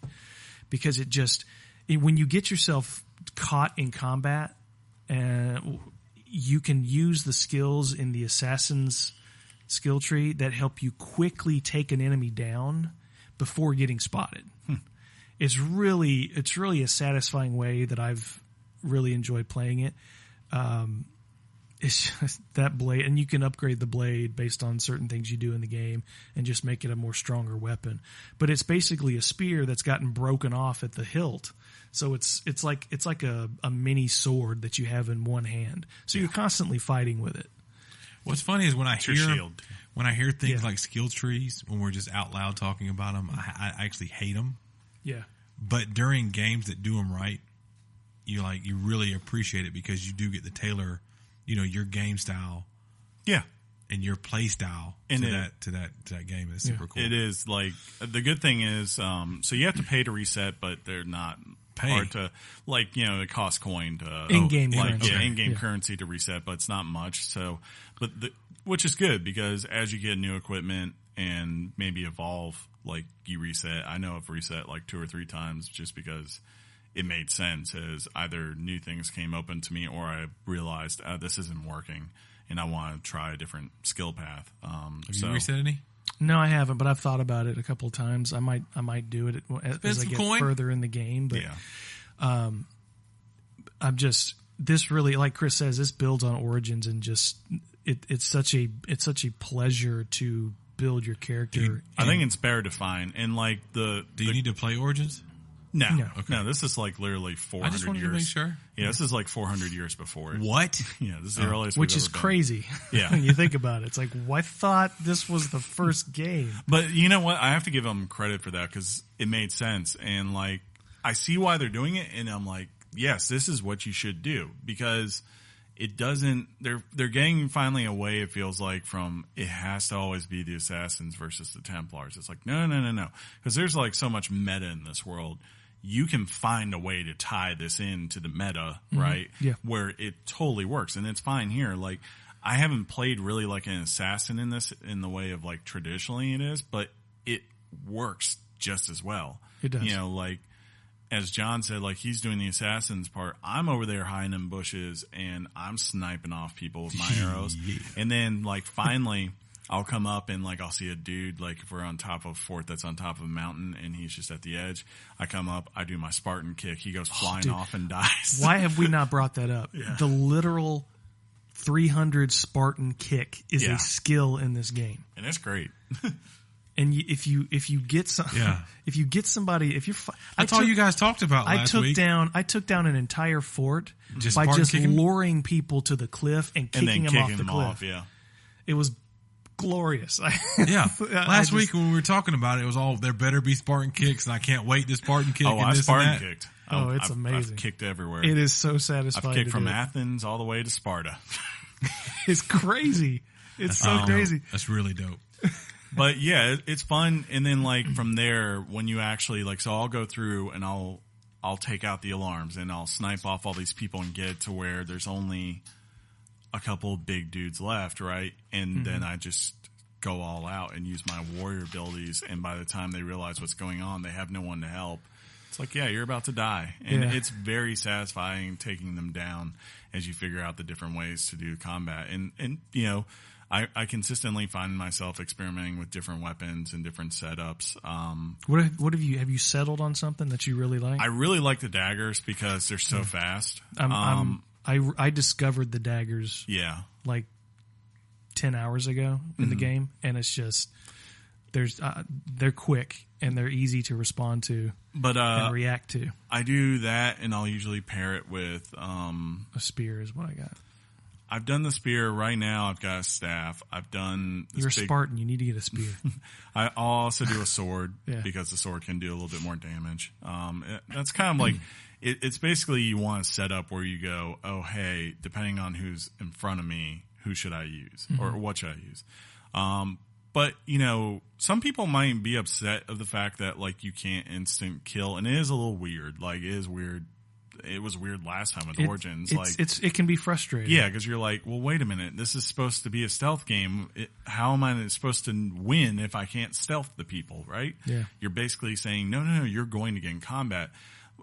I think, you know, while, maybe people could be critical of that if they want to, what's made it enjoyment to me is that I actually think the AI in this game, as far as how it walks around and reacts to things, is very good. Like we were talking about this in Tomb Raider a couple of weeks ago. Like I felt like people in that world just weren't really perceptive of their surroundings. These people are perceptive all the time. So like if you know, they will consistently change their patterns as to where they're walking around. So if you've left a body that you think is fine and you're been there for 5-10 minutes, all of a sudden someone's finding it. And the moment somebody will go and fill that spot he wasn't, that he vacated. But more importantly, the moment he finds it, or you shoot an arrow or do something, everyone starts hunting, right? You know, and that's what's good. So you consistently, like, you can't just sit in one place and snipe off these people. You have to be mobile, much like you would be like in Metal Gear, right? Yeah. And that's the kind of stealth I like. So it's been cool and fun. And then it's also equally painful as it should be when you screw up early and next thing you know, the bounty hunters are coming for you. And well, speaking of that, let's talk about, I mean, this game has multiple layers to it. So there's obviously the main story and the side missions that go along with it, but there are these, I don't want to call them mini games. They're almost like equal partners in the story, like games in and of themselves, where you've got a system that is for me, it's not as detailed and robust, but it's almost like Shadow of Mordor, where you've got these bounty hunters all over the world that, depending on your notoriety level, they're all hunting you down. They're all looking for you. For example, there's no rules as to when they show up and when they don't. I was in the main story doing a main story mission, fighting a boss. Yeah. And a bounty hunter showed up and joined the fight. I'm like, come on, man. And the good thing is you can pay him off. You can pay him off whenever you want. Like, there's always a bar you see, and of course, the higher it goes up. Have you filled it all the way up yet? Yeah, that's a fun one. Yeah. Oh, And you do it by like in the other game in Origins, you see an empty vase with stuff in it, you just take it. In this, it's marked either with a white dot or a red dot, and if it's a red dot, you're stealing it. If someone sees you. And when somebody sees you stealing it, they'll either attack you themselves, but regardless, it alerts bounty hunters. Yeah. And it's an interesting system because everyone is tiered to a different level. So, I mean, you'll see the level on the bounty hunter, and you know whether you need to get away from him immediately or whatever. Yeah. What I find is like when there's one, usually the first one that shows up is like a level below you. And then when the second or third one, the second one will usually be the same level as you. When anyone after that shows up, it's above you. And then like when the fourth and fifth show up, they usually have skulls above their head because they're way more powerful than you are. Yeah. So you run. And the cool thing, like you say, you can pay them off. You can pay them off, and as it goes higher up, the cost for paying, like to just pay off one person's like usually only like a couple hundred coin, which is nothing. But you get to the higher levels, it's like if you're a 5-star level, it's like 5,000, and that's a chunk, to just have to throw that away. So the other way you can do it, if you don't want to face them or you can't, is there's usually someone who's paying to kill you, and you can find them and kill them, and that lowers your rating some. So that's fun to do too, to see if you can get to the guy trying to kill you before these 5 bounty hunters hunt you down. But there's incentive to going after these bounty hunters and taking them out. And there's I think there's 9 tiers. And 9. Yeah, there you go. 9! And so in the menu, it shows you the bounty hunter system and who you've taken out and who are still around and who hasn't been revealed yet, which is kind of how Shadow of Mordor works. You see these shadow figures in the menus of Shadow of Mordor, and all of a sudden you get to a certain point and they just show up. Yeah. And the thing about taking these guys out is, and this is a big part of the game too, is the loot that you get. I was wondering about and this that. is and this Tons is of loot. there's been a criticism about the mundane, repetitive nature and samey nature of the side missions. And I don't. Maybe you can make a case for that. I just don't agree because the motivation for doing these side quests and looting everywhere and taking out soldiers and raiding soldiers' forts and taking their weapon racks is the loot that you get. It's very Diablo 3 like in this with the loot system. Yes. You're getting armor, weapons, helmets, everything Greek armor related is tied to levels, and you can build up levels with blacksmiths and all this stuff. So it's very loot-based. Is it almost like Elder Scrolls Online-ish? Or more like it's Diablo-ish? definitely a lot closer to an MMO on that, Yeah. I think, unless you're willing to pay them money. Because Pay that man his money. Because, it is a little bit, it's designed to be grindy, which if you want that, like if you want to get lost in the world, that's fine, right? You're going to have plenty to do, and you'll eventually level when you need to. But if you're like a classic, say, Assassin's Creed player, and you just don't feel like you want to dedicate 40, 50, 60 hours to this, like, I could see where you get a little bit ticked off, like when you're trying to progress the story and you can't go to an area because you're not leveled up enough, right? And like there are certain areas that pretty early are unlocking to you, and as you level, they will continue to level up, so you'll get good experience if you go back to any of them for quests that you've missed. But I wonder, like I'm level 30 right now, and I wonder how it's going to be like those last couple of areas that are like in the mid-high or the low 40 to mid 40s, how long that grind's going to be, and like what's there you need to go do, right? If it's like story related. And I could see, like, if I was someone who was just trying to get through this game, I want to experience a story, you might be a little ticked off of the fact that they're making you go do all these things that necessarily you don't care about. You just care about the main loop, and that's it. So, what level are you? I'm level 30. And you took out every cult leader? I haven't taken out every cult leader. No. Oh, I thought you said you finished I took out a section of cult. I've gotten. Oh, I did that. Yeah. Yeah, okay. I'm level, or they're 42 in the game, I think. Something like that. Because it's like 7 subsets and then the heads for each of them. I want to say I've taken out 18 or 19. Okay. So I've done a good bit of them. So, and that's another aspect. There's like this separate storyline where you're hunting down secret members of a society. Yeah. And you look for clues in the world as to who they are, what are their whereabouts. It's kind of like the early rendition of a Templar organization. I feel like that's what they're kind of like their theme that they're trying to set up. It's like there's always it's almost like the beginning to steps of what this organization came to be. But cool. So that's a game in and of itself, and then finally there's the naval paddles. Well, you're forgetting about the wonderful conquest too. Yeah, you're right. Yeah. Go ahead. Yeah, the conquest I don't get. That's the one big side thing that I feel like is just so flat. So, like, you go into every region, right? And the regions are controlled by the Athenians or the Spartans. And you do things to destabilize the region, right? And then once you're done doing that, it eventually opens up a conquest battle. So, like, think of Troy, right? You have Spartans and you have Athenians. They're on a battlefield in chaos, and you choose who you want to fight for, which makes no sense to me because, like, you go in and it doesn't really matter who's in control. You basically kind of try to reduce their power in the region. And then afterwards you get the choice if you're going to fight for the side that's still in control and defend them or fight with the side trying to invade, which is a little bit harder, gets better rewards. It just doesn't kind of add up. I'm like, well, wait a minute. If I believe in the Athenians, why would I try to delegitimize their whole entire stability on the region, right? Only to then come to their aid in their hour of need outside of just gaining experience versus, helping the Spartans if I don't believe in them. It just doesn't make sense to me, but I get it. It's a game mode. It's kind of, I don't know, indicative of how the war never went anywhere, historically speaking. I don't think it's that. I think it's just a mode. Oh, no, I think they were convinced that they could use creative liberty for a war that really had no winners and losers. That's the point. But Sparta won.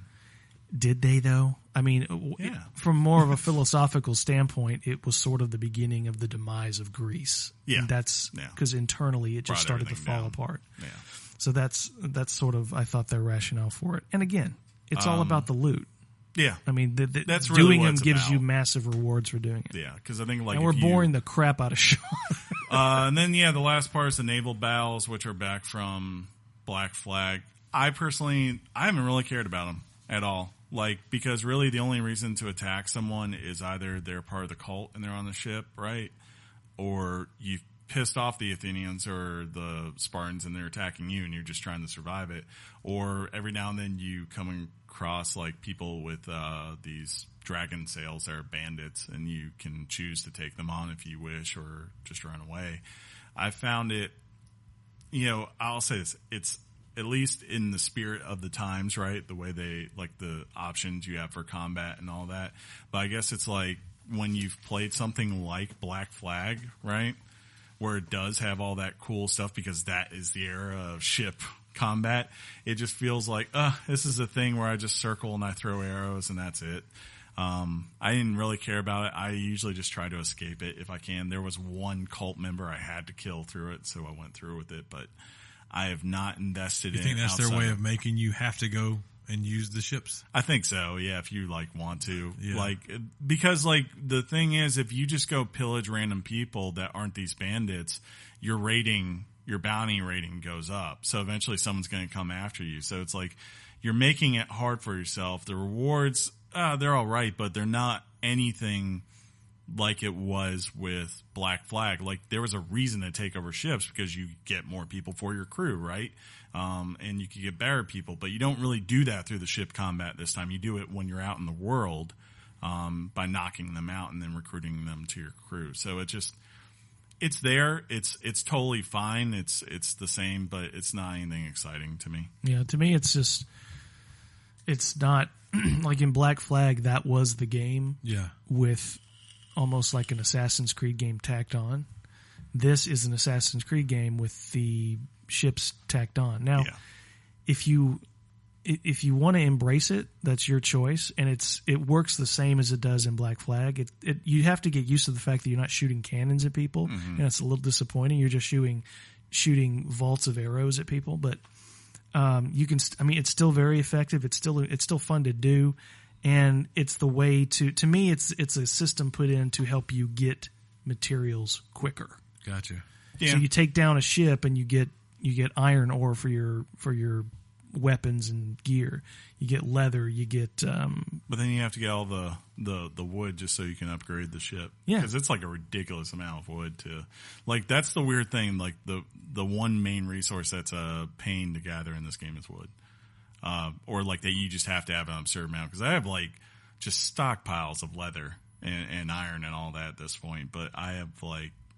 Always so grinding away to get wood, and then you have to go and find these ancient tablets that are on land to be able to upgrade your ship. That is dumb. Yeah. That part's really dumb. I don't get any of that. It's like it's not feeding in. I actually wish it had been in retrospect. I understand why I was in the game, but I wish the fights were much more like how they did in Origins, where they were just chapters of the story, as opposed to it being some major component to it. So, I mean, we spent a lot of time talking about this. Sure. So, it's about an hour. Yeah, so we probably need to... Yeah. So 30 hours in, if you're going to give it a Richard right now, what'd you give it? I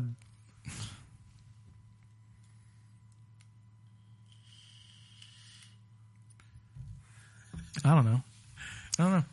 You don't know? Anything over an 8, I'm going to be completely shocked. I want to give it a 10. What? Oh. Yeah, he loves this game. Yeah, I don't know why you're surprised by that. Have we been really that negative? Not negative, but like when we played God of War, or I don't know. I just a 10.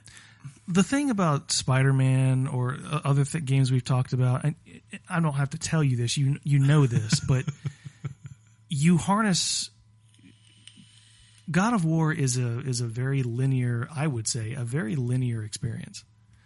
And when you're doing so much to give the player so much to do, if you want to embrace the ships, embrace the ships. If you want to embrace being an assassin, embrace being an assassin. If you want to be a hunter or a warrior, do it. If you want to ignore the side missions and go, this game is about choice the way Breath of the Wild was about choice. Is it almost like Skyrim too? I mean, it's definitely more, to that Western RPG build. And there's like the whole entire fact that things level in the world with you, that's straight out of something like Skyrim does. Yeah. And like I said, I think if you're a person who wants to get lost in this world, and I think, John, I'm not surprised at all you would say a 10, like this game is obviously designed to give that person that experience. Yeah. It's more of like, is it for you?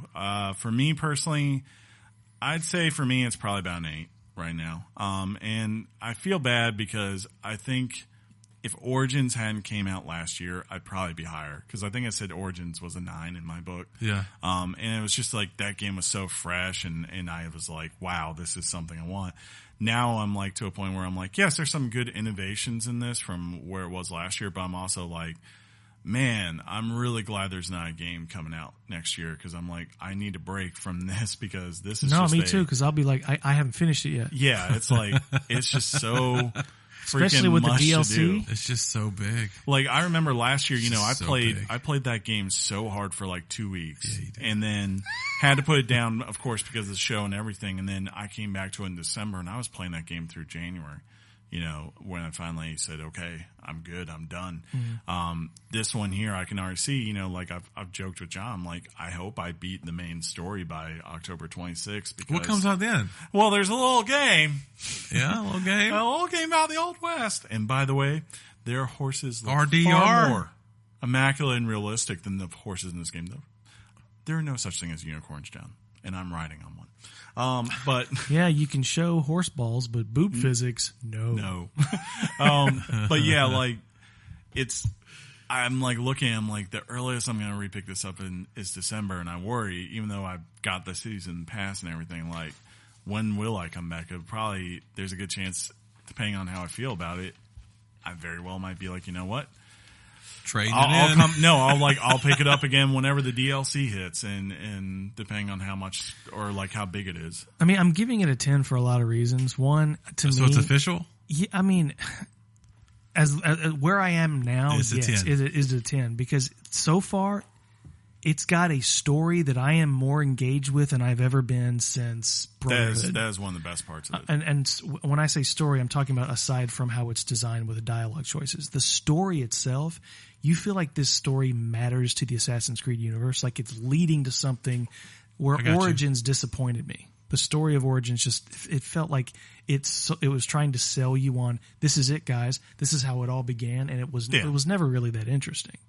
Yeah, he got a hidden blade. Well, the best parts, cool. the best parts of Origin's story were mainly about Bayek and his And his relationship son. with his wife and his son. Yeah. Yeah, like in here, there is no, to its credit, there's no like really big overarching thing of like we need to take down society or whatever, right? Like because you're a mercenary. That's a pretty like, big overarching theme, Chris. Like is literally about either a man or a woman, pick, whichever it is, and it's about how society has affected their family and the choices that they make going forward, what that means to them. If it's more about if family is what matters most or does country matter most. And like there's some very compelling parts because like, yeah, early on this game, I messaged John this early on.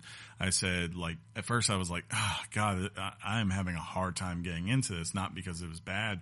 It's just like, I've done this a year ago. I did that experience when it was fresh.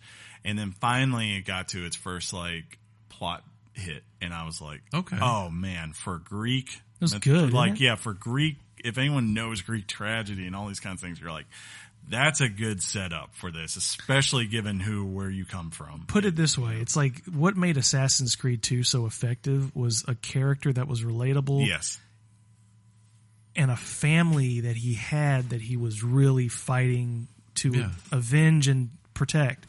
This takes that and takes that formula and runs with it. And it's the best story since 2 or Brotherhood because I kind of consider Probably them. So. And I just think pound for pound, it's the best Assassin's Creed game we've ever had. Now, if you're a pure blood Assassin's Creed fan, there's a chance that Origins in this game just left you behind. Yeah. There's a chance of that. I think Luckily, that's where I might be. I hope not, but we'll see. Yeah. I don't know. But yeah, it's out now and you can. Is it? You can play it until October 26th. We did not get review copies, Sean. Oh, wait. This isn't. Wait. Oh man. Let's head to the news. You good with that? Okay. Hot off the press and straight to your ears. Weekly Games Chat presents the news. News. See, we peaked. Yeah, we're supposed to. Shut your face. One of you start. Sean, who wants to go first? I can't read that, Chris. I need you to make it bigger. Okay.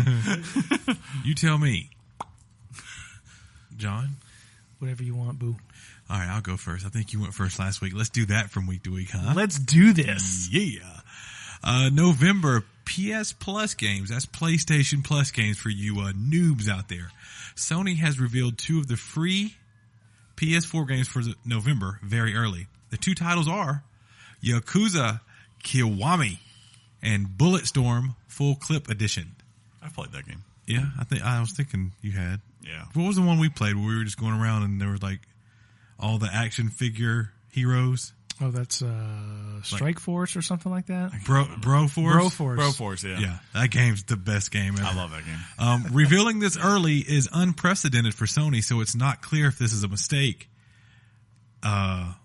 I don't know if it's a mistake, but it is weird. It showed up on their website, and they haven't taken it down yet. Well, so it's what it is, John, is they want to get it out well in advance so that's not swamped by Red Dead Redemption, which comes out in 2 weeks. Because they know, like, no one's going to be paying attention to this coming in, right? Yeah. And plus, Bulletstorm, free, I'll give that a go. Why? Go for it. I'm just asking why. I know. I think Chris one time said it's good, not great. Yeah. And I think with the remaster like this, I think you can play with Duke Nukem in this game. I think you're right because I think so. Because I think it's why do I like you saying Duke Nukem? I don't know. It's a Gearbox. If I recall, it's a Gearbox game. Of course, Gearbox owns that. Hey, John, what does that mean? I want to take the news team to task because they put the number 2 in there instead of spelling it out, and that is a number less than 10, you're not supposed to do that, John. Okay, cool. Yeah. Can he suck all of my Richard or just some of it?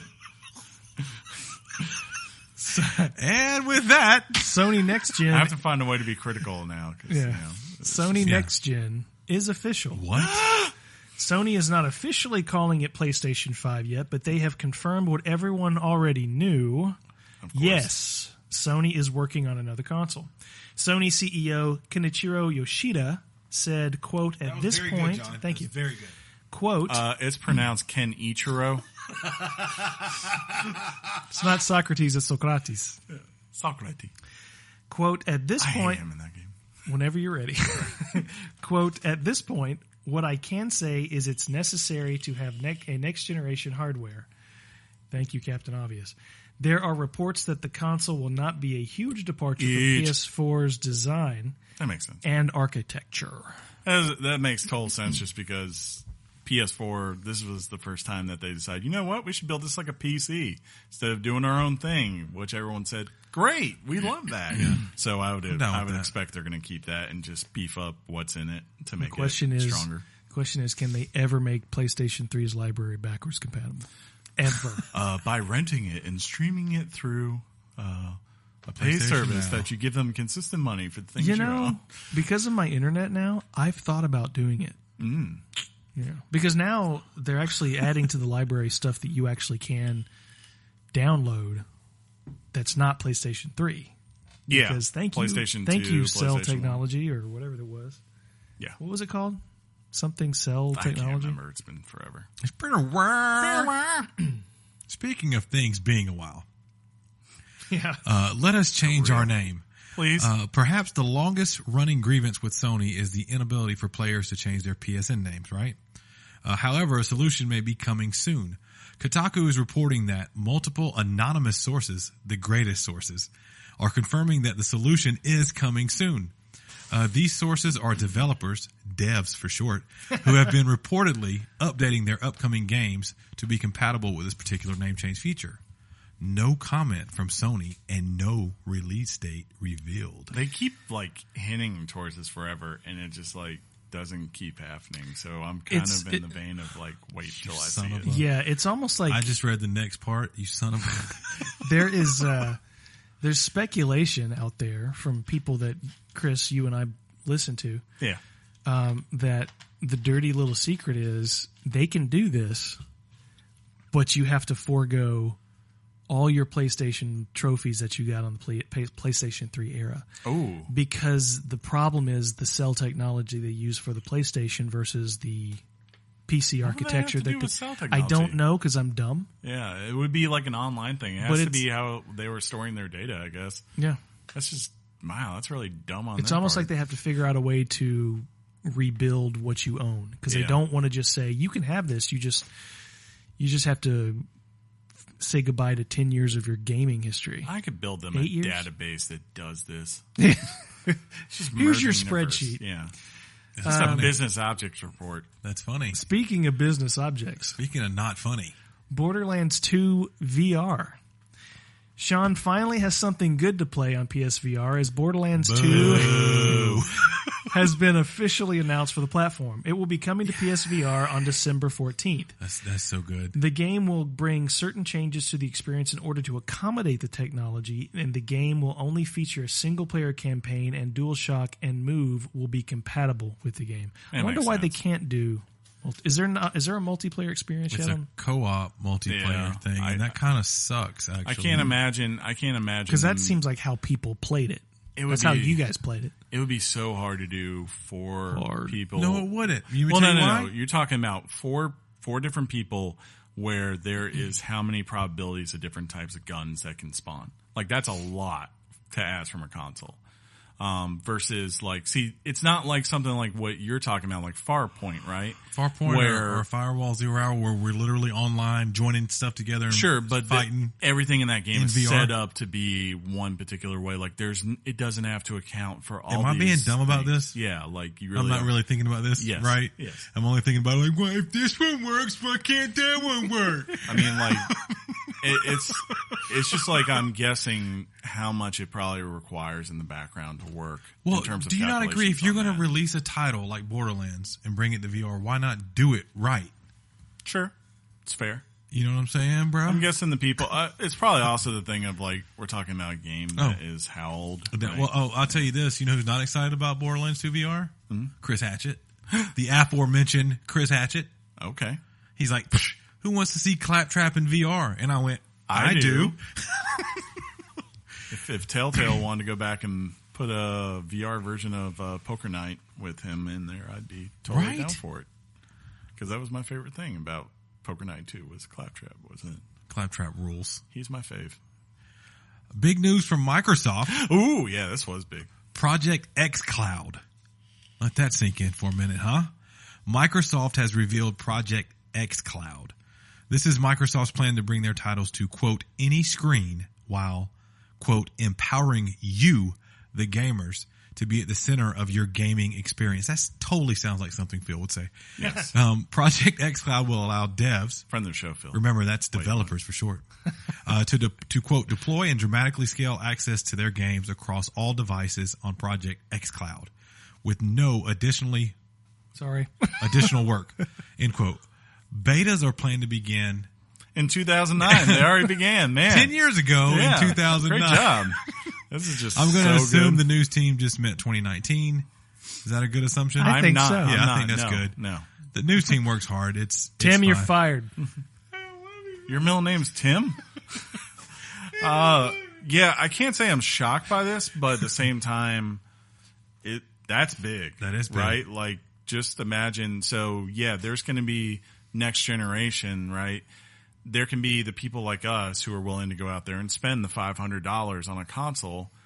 But if Johnny doesn't want to do that, Johnny just wants to play Halo, he can take out his iPad, right, and go to an internet cafe, put it down, and take out an Xbox controller and play and play Halo, Infinite with whoever, and it runs just fine. That's crazy. Yeah, or while he's, someone's in the car and they like showed this little thing where you have the Xbox controller with a little attachment to hold your phone on it. So you could just be playing right there. I mean, that's huge. That's big. That is huge. Huge. I feel like and maybe this is just me with my Nintendo glasses on, but the Switch really made people start thinking like, how can we get this going to where we have this functionality to kind of go anywhere you want to and play games, but then take it to another level and say not only anywhere you go, but on anything you have, kind of thing. Plus, Nintendo, you can, in Japan, Assassin's Creed Odyssey, you can play it on Switch on cloud, and IGN actually featured it being run on the Switch. Well, I guess not technically run on the hardware, but it looks like the game. Yeah. That's good. You can play it on Google Chrome, apparently. Yeah. Which you guys think is a big deal. Yeah, it is. Is it small or huge? Huge. But to answer what you're saying, it's not so much Nintendo. Like, this is something I know Microsoft's been working on and hinting towards for a while. And Sony's done the same thing. Like, that whole entire thing with PlayStation Now, as much as we knock it, like, I can't remember the company they bought for that. It starts with a G. It's like a Japanese word. But Genji? like, that whole entire idea is that, like, hey, here's a console that's playing the game for you, and now we're going to broadcast that, and you're not going to have any seamless drop. That's been the goal, and that's what they're saying they finally figured out how to do, is to make it where it's transmitting to your device and there isn't some sort of lag input, which would, of course, not make it any fun for anyone. Right. And if they've conquered that, man, like, can you just imagine? Like I said, like, if it's just an app on your freaking smart TV to play Xbox, and, oh, by the way, I have an Xbox Game Pass, oh, there's 100 games I can just stream and play whenever I want. I like it. Well, there have been streaming consoles out there for a while. Yeah. Yeah, there have been. And they just haven't caught on. The Ouya was a streaming console. Yeah, and so the idea isn't necessarily Ouya. Wow. It's just going to that next level. Part of me is extremely excited about something like this. Yes. Yeah. But I'm always going to hold on to I need my hardware. Like, I want my Xbox console or my PlayStation console. Well, see, that's their next goal, though, right? Like, right now you feel that way. And it's kind of like, I would say, akin to think of like the music industry. I know. And like, people were like, But or even the movie I need my industry. CDs I or need my my CDs. DVDs. Yeah, I need those things. No. And like over the course of 10 years, they've kind of in every Yeah, way in my kind of told you pocket, like I have- you don't need it. Well, that might be Microsoft's next goal, but I can tell you their ultimate goal. If you go with me to the book rule of the world. Revelation, chapter 3, they're going to be the Antichrist.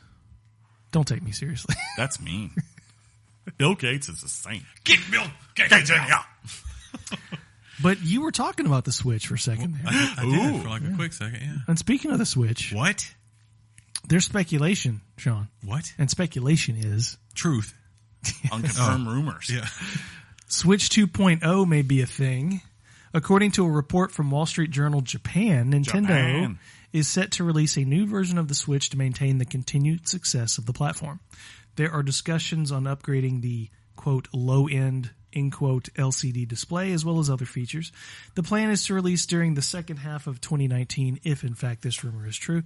I would also say one of the things when the Switch came out, that most people, when they were just YouTube video after YouTube video of every tech guru out there who was talking about what the specs would be, everybody was talking about the That one Tegra, chip. the Tegra X chip, Yeah.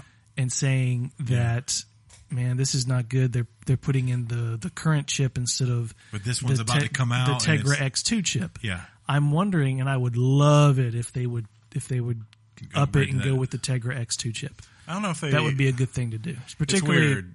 Particularly. It's particularly for. I don't know if they can because like then you're going into the actual Right.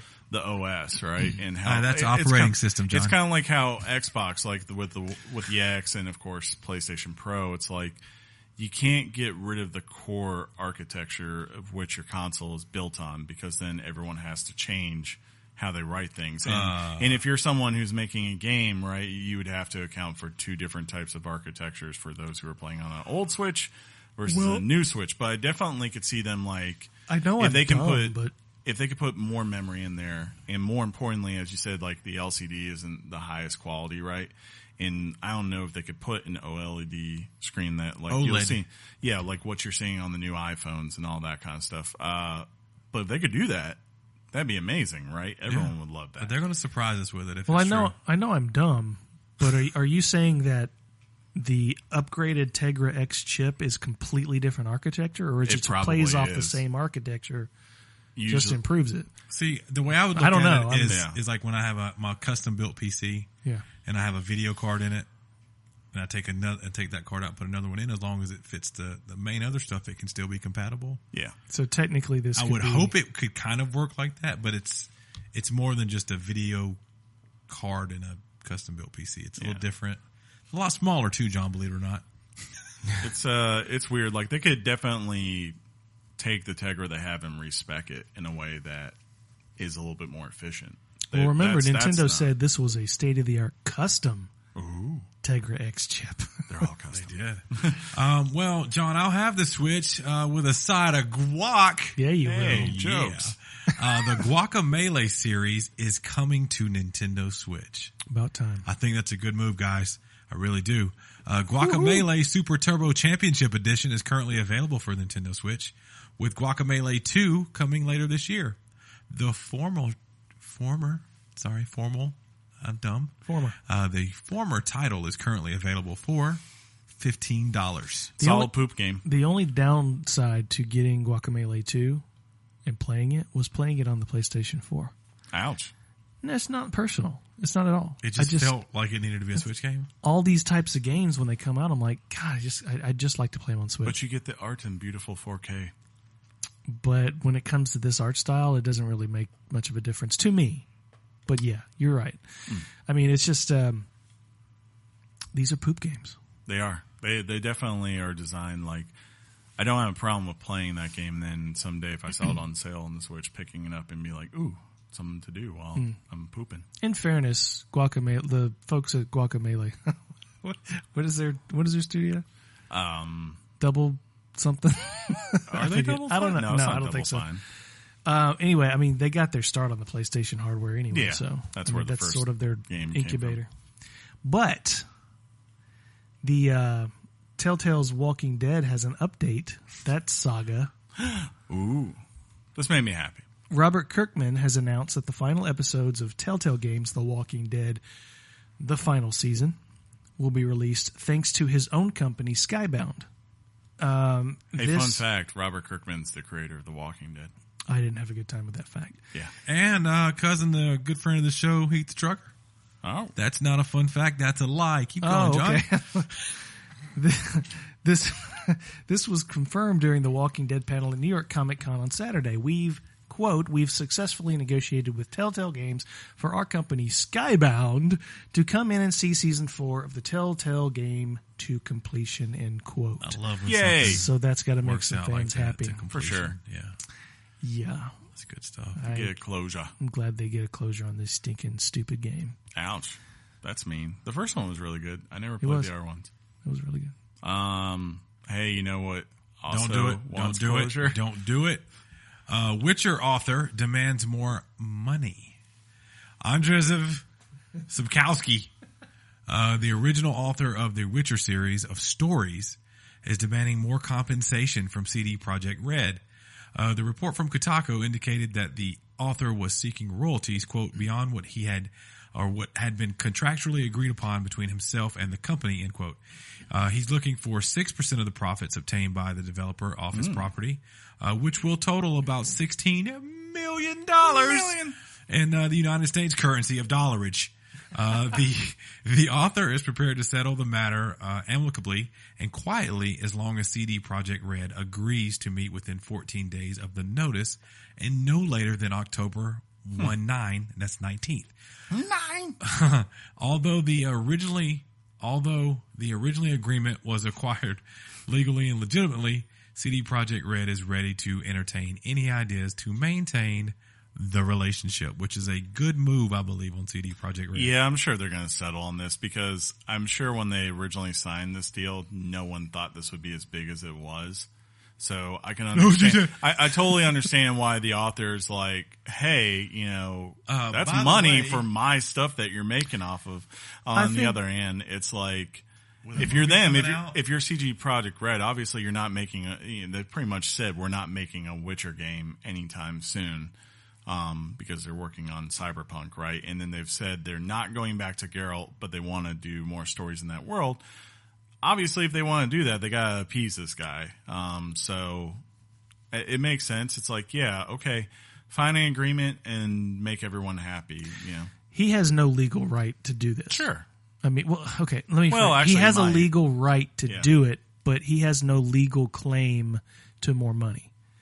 I mean, CD Projekt Red has already said we're gonna treat the guys with amicably, all that stuff. But here's what he's doing: he knows he's not going to get $16 million. He wants something though. But if I were this author, and look, I don't know how old he is. Maybe he's been around. Maybe he's too old to continue this. If I were the author, I would have realized that I've been given, because of the games, catapulted my property to a different level. That means I can produce more books and sell the crap out of the books. But I have to put in the work to do it. They propped my characters up, and now I can put more work in. No, he wants to do it the easy way and get money out He's of it. like, yeah, I think, like I said, it's more about just the fact he probably agreed to this before. Because one, I mean, they're a Polish studio, right? So it Great makes sausages, sense. guys. But yeah, I can see like you signed this deal, what, 8 years ago, 10 years ago, and now you're like, wow, that ended up being a lot more. And I would say, as far I as can his sympathize with him being sad. yeah, his legal, as far Well, as come his on. legal standing on this, I will say, if he can go into a court and he can prove to them like, hey, they made this deal in a way where they were definitely downplaying. Like, if you can sell that idea to a jury, right? Like, they purposely try to downplay the value of this and what the value of my franchise was in order to get it cheap. Then all of a sudden a jury can become, very sympathetic to his plight. Right? I don't think a jury yeah. would be convinced with Witcher 1 and 2 compared to Witcher 3. Witcher 1 and 2 were well received. Well received, but how much money did they make ultimately? I mean, Probably you got far less because they were only on exactly. PC. So it's like they pulled a fast one on him because they had a 10-year plan. Yeah. I mean, come on. I don't look. Get yours. get yours. Right. I see both But sides. he's got no legs to stand on. I hope he's not. Well, I think, as you say, his legs to stand on are in the fact that he knows they want to keep using his properties. And if they want to do his properties, he's pulling like a Le'Veon Bell or something like that, right? You know, Name like drop. I don't know. So like a basketball, Le'Veon Bell, the basketball player. I did that for Johnny. He's a running back for the Steelers. Yeah, but like, I wanted to let that go. Okay, Le'Veon Bell, the or kind of guy. like any player who signs a contract, right? And then like they say, "I'm sitting out unless you renegotiate with me." But that's sure, they have. The team has the right to say and like, well, no, you had a contract. Yeah, you signed this what, deal. What do you mean? But the player has the right to say, well, fine, I'm not honoring it. Yeah, that's fine. But this guy, I assure you, he's not scoring 60 points a game and putting butts in the seats. No, he's CD making Projekt Red is responsible for the success of the lore going forward. He can't claim success of the franchise simply because he created it. Now, not everybody is a George Lucas where you see the writing of the wall on the wall. Therefore, you license your own toys and you do everything you need to do because everybody else around you turned down your properties. And now George Lucas is a billionaire. But he can say that to them because he's like, literally, you're taking the characters I made and the story I made and you're making it into a game that's made over $250 million. Or even more than that. And you created Gwent. Like, yeah, All right, you've created then all these things I guess I just have a problem with your analogy. You're talking about an NBA player who's become the franchise. So That's therefore what I'm saying. you have He a is- legal standing to ask for more money. No, I'm not saying Nobody associates The Witcher with this author. They associate it with CD Projekt Red. Sure, for the video game No one thing. can even pronounce his name. It's obviously Andre I bet you Mikey could because he's Polish. I just did it, John. I've said more power to him. I hope he Yeah. gets what he wants. The point is, legally, CD Projekt Red knows Sure. that only from a PR perspective should they come to the table with this guy. Well, then PR perspective. Well, then if they want to make more games based off of his work, because I guarantee it depends on what the contract says. I'm guessing the reason he's doing this and the fact of what they're saying is most likely I can't see it's a lifetime contract for just $2 million to make Witcher games, right? It's probably it's been 10 years. Well, let me ask you this, John. Yeah. What if when he signed the contract, this is just hypothetical, the contract was CD Projekt Red says, okay, we want to make 3 games, a trilogy with this character, Geralt, or how do you say his name? Geralt. And then we're done. Yeah. Right? But now all of a sudden, they're maybe in some talks and they're finding out, no, this was way big. We want to go back to the universe. We've made Gwent. We want other things, this, and this. And all of a sudden he goes, well, wait a minute. We did sign this original thing, which I'm cool with, but let's talk about something else now that you're going further with it. What if you had gotten a report that was more like that? What if? As in, it's possible that's the case. I don't know. I think the story is very clear that that's not the case. Okay. I mean, he's going to them. He's saying this is created more money, more revenue than I understood or knew. And therefore, you guys owe me more money because you guys. No, I'm serious. Legally, that's what he's saying. Funny. You guys owe me more money because I never thought in a million years this would be that successful. If it's just that, I want to say it's more of like I'm gonna have a problem. I think what he's saying is more so you owe me if you want to keep using my franchise and you want to keep doing things in this world, you owe me more money because he at can't the time, pull that depending on what the contract says. Look, I'm not saying you're right. You're right yeah. if it expires. Yeah. Well, I'm not. But if saying it doesn't, he doesn't have rights to just take this license away. Sure. He can't do that. Well, I doubt. And CD Projekt Red, from the statement here, has pretty much said that they can't do that. Yeah. They're coming to him to appease him. I would be very surprised. They don't if have did. to. I would be surprised if they, as far as what you're talking about previously, yes, that's the truth. Like, more than likely than not, he can't get this money unless they're willing to get it to. But my guess is it's kind of like what Sean's saying. I'm sure it's probably they signed a contract to do 3 Witcher games based off of Geralt. So if they want to keep doing more games at some point in this world, it's kind of like they have to make a choice. Either they abandon the world and he signs a contract with someone else to make Witcher games, right? Which he's probably legally able to do because it's his franchise. Or they decide to say, okay, look, yeah, we did make a lot more money than we did. Here's your fair share of it, and let's sign another deal so we go ahead and lock this down for the foreseeable future so that whenever we want to come back to this universe, we can and make a ton more money for everyone. To me, the fact that he's coming to them means that it's nowhere near time to re-up the contract. Well, that's what it means it's to me. also in a world where, remember, he signed a deal with freaking Netflix that's paying him a boatload for The Witcher for a TV series too. So he understands its net value now. And of much course. more. If CD power to Projekt him. Red was like, what's this guy doing? Do you think they'd be open to talk? Maybe they see a possible future scenario where let's not let that be an issue. Let's go ahead and just tighten everything up now because we do have a good thing going. Yeah. That's probably all it is. Who knows? Who knows? Yeah, this is business as far as I can see. It is? I don't think anyone's here is like being hostile or anything. I don't either. Yeah. I do know that I want a virtual token though. Oh. To get into certain events sometimes. Well, what if I told you? I've BlizzCon is coming. totally crapped the bed on that one. Yeah. But big Diablo announcements are coming. I don't know what you're talking about, but I know that big Diablo announcements are Well, coming. because I can't go to BlizzCon. But you can watch it by buying an online pass. It's a virtual ticket token thingy. Costs a lot of money. The more you know. Dun, dun, dun, dun. Anyways. And you get extra content doing that too. BlizzCon 2018 has officially released its schedule, Yes, it is. and it looks like some major news incoming for the Diablo series. On the official schedule, Diablo, You okay? What's Next is slotted for the first panel, to be the first panel, Jiminy Christmas. according to Did I read that? according to the description. Join the Diablo team as they discuss what's in store for the heroes of I Sanctuary. love it. I don't know. I don't know. It's not clear what will be announced, but we do know that the team has multiple projects in the works. I'm guessing at some point there'll be a thing that says 4 on the screen. It better. It might not be gameplay. It'll probably at best be a really nice CGI trailer. Just give my wife some hope. Your wife. Your wife. I mean, but the way they drop, the vanilla, like what flavor ice cream you like and stuff like that.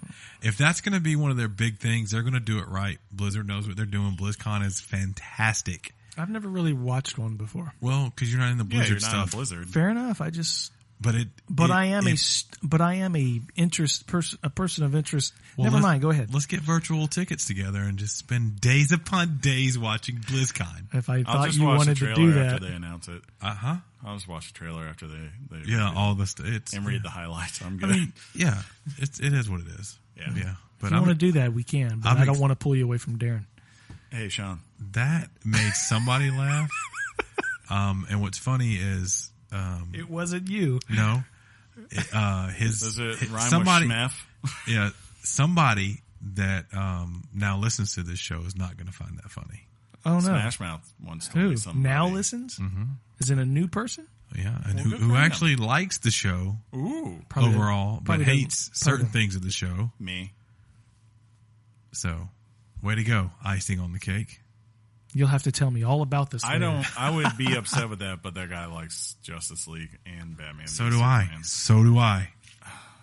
Did before. Also like Suicide Squad. You're like, they're great. No, that movie was just I didn't like Suicide Squad. So we good? I liked Yeah. it till the end. Hey guys, What? finally this week. Okay, finally this week. I just shriveled up. Thanks to that. Nothing's gonna happen for me. Read this correctly. Not getting mine. I didn't even know there were 9 games. My neighbor right now is like, what was that? Square Enix and Disney have announced that Kingdom Hearts, the story so far, a 9 game compilation, will be coming to PlayStation 4 on October 30th for $39.99. Yeah. The game is available for pre-order on Amazon and will feature HD graphics, that's high def, and other updates and changes. This is a great question that the news team added in. With all these titles, seriously, what have fans been whining about? Well, I swear I didn't know there so were there- 9 of these there games. are 9, but like the majority of them are like DS, Game Boy Advance, Dream There's, Drop there's- Distance? Yeah, there's been a couple that have been like online games and cell phone games and things like that. Let's put that all Like, together. that's what they're including there.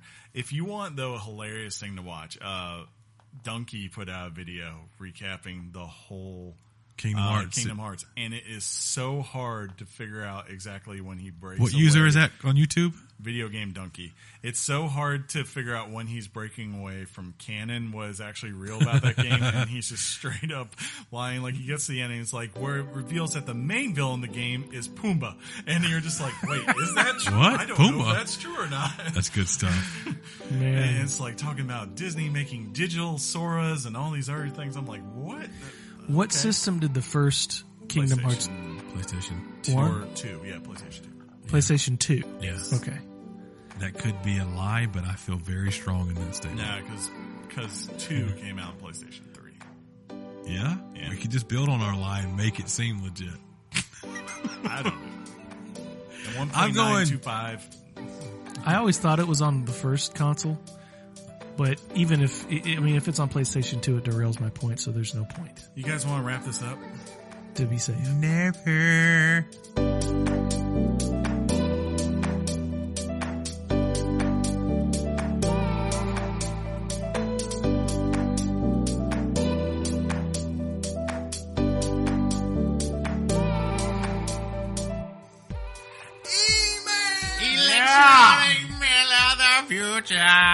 See, it's funny because like once we get to this part of the show, you can just tell, you can watch John slowly start to And I check wake out. way up. Yeah, he wakes up. You're like, well, I ain't gonna read news no more. I mean, it is what it is. You know what it is though, Sean? What's that? If you want to write in your thoughts and opinions, That's just like good. Joe and Steven. That's you know, good. right? Yeah. Happy anniversary. You can do it by writing us at weeklygameschat@gmail.com. That's weeklygameschat@gmail.com. Just like, oh no, I went off the email page. Oh my goodness. I was there because I wanted. It's all John's fault. Because you had to test hours. Yeah, we had to find out all the different ways the hours work. Oh, that was your Gmail loading up. So it's really funny. I've got 2 emails this week, but it's actually 4 emails because it's 2 people that wrote in twice. So first up is Matt. He wrote in last week. And What's up, Matt? he says, okay, just finished Spider-Man. 9.5 out of 10. Very Awesome nice. story. Meaningful ending with seeds planted for the next game. God of War still gets a 10 out of 10. Hey, I agree with both of those things there, Matt. Boo. These games lately have made me very hopeful for the future of gaming a step above. Last of Us was the last game with such a well-executed storyline. And then he also wrote in a couple of days later, and he said, Matt with 1 T was the headline. Hey. I just feel like my email last week created a lot of questions. My real name is Matthew, as in like Walter Matthew. Matthew. Or Matthew. Mathau. I guess maybe, I'm not sure he's Hence? hence the 1 T. Math would sound kind of weird, and I don't like tutoring English speaking. Torturing, you torturing, stupid sorry. moron. Torturing English speaking people with trying to say a French name. Yeah, I'm kind of like we French and just from did. Canada, not Quebec. Quebec. Okay, that's a little bit better. Lots of French people from Canada aren't Quebecers, but we are used to foreigners assuming French Canadians are all from Quebec. So, good process of elimination, Sean. You were close. Yeah. You guys ever played EverQuest? It was my first MMORPG. And John, that's a... and I was hardcore. When I quit, I sold my account for $1,000. My Dope. longest session was 62 hours straight trying to farm an artifact that would let me breathe underwater so I could go to a certain underwater dungeon. I did that in Final Fantasy VII. But not in EverQuest, the No, I did OG. not. My main was a dark elf mage, and I had over 2,400 hours of gameplay. That's a lot of time. Jeez. Oh, to be a teenager without real responsibilities again. Right? I was an avid WoW player for Player 2 for a few years, but it's hard to have a life with those games. That's true. Especially when you need a raid, and some raids take like 8 hours. Do they really? Yeah. Especially the old ones. And Not so even- that now. Well, even the new ones, they release like... Can you stop in the middle of it? Now you can. Yeah. Used They to be release you can. different parts of it that and then eventually the whole raid.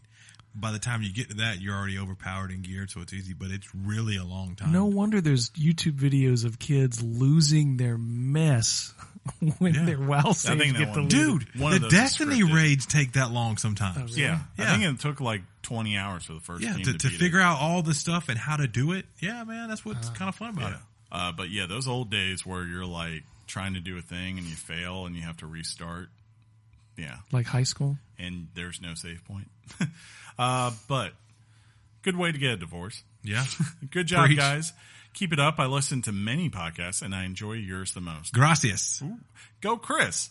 I don't know what that was for, but... Go, Chris! Yeah, go, Chris. All right. The seething sea ceased, and thus, because of the... Yeah. It's an MIT tongue twister. Yes, the seething sea ceased, and thus the seething sea sufficient us. How the hell did he just do that? I don't know. He didn't do it. Oh, mumble mouth. He made it to the us part, dude. No, he messed up 2 words. I don't care. Did he? You do it then. The seething sea seetheth, and thus the thiefeth. Yep. And see, you're already breaking down. Yep. The other 2 pair of emails I got this week were from AA Ron. What's up, AA Ron? He wrote in first and said, "Hey guys, AA Ron." Yeah. It was Louisiana Monroe. I think we were wondering if it was LA Tech. Yes. Who beat Alabama in Nick Saban's You were first wondering year. that. I said I thought it was the... No, it was Lafayette. You guys were speculating. the Cajuns. Right, But it was the Monroe. Cajuns. I really wish the show was live because when y'all are trying to figure things out, I'm just yelling them at my phone saying, no, that's wrong. Laugh out loud. I love you guys. Roll Tide and game on. Roll Tide. Roll Tide. I've been on the other side where you're listening to something and the hosts are trying to figure something out and they're just spewing out. Sputin'? Sputin' out. Rasputin. They're just saying wrong things. So He also wrote in and said, Chris, did you see the opening Caps game against the Bruins? Put the touchdown up on them back-to-back? ? Yeah, I totally watched the first Caps game. what is a touchdown in hockey? Touchdown? Yeah. That would be 7 goals. Oh. Yeah. I am dumb. Or I guess it could be technically 6. I thought he was being funny because you don't. I know they have the guy who got suspended. I'll be honest, Aaron, until we get to like January. He's out. I'm in Until football mode. the Lord Stanley's playoff. It's like right now about the only thing I'm watching. See, John, that's what the outside- cup is named after. Outside of football, the only thing I am like watching a little bit of NBA preseason just because the difference. The preseason's over. Yeah, the season's about to start. Yeah. You see, John, preseason. Is the season before the season. It's where they practice. Practice? Sean, Yeah.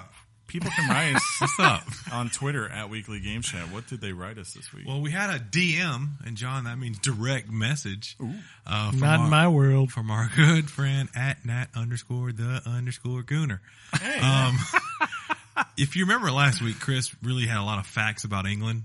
You remember that? Yes. So Nat from England chimed in. there you go. This week's podcast was like stuff you should know with guest host Chris. I've learned that my home country, England, is basically the same as France. Southern England is just farmland that surrounds Edinburgh Castle, and we eat mostly fish and chips. I feel much, That's fine. I I didn't feel say that, much though. less ignorant of my own culture now. And he's got an emoji of a graduate student with a cap and gown on.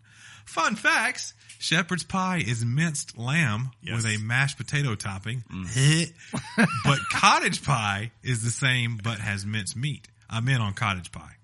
A lot of people do the cottage pie. Cottage pie. My favorite, though, is Yorkshire pudding.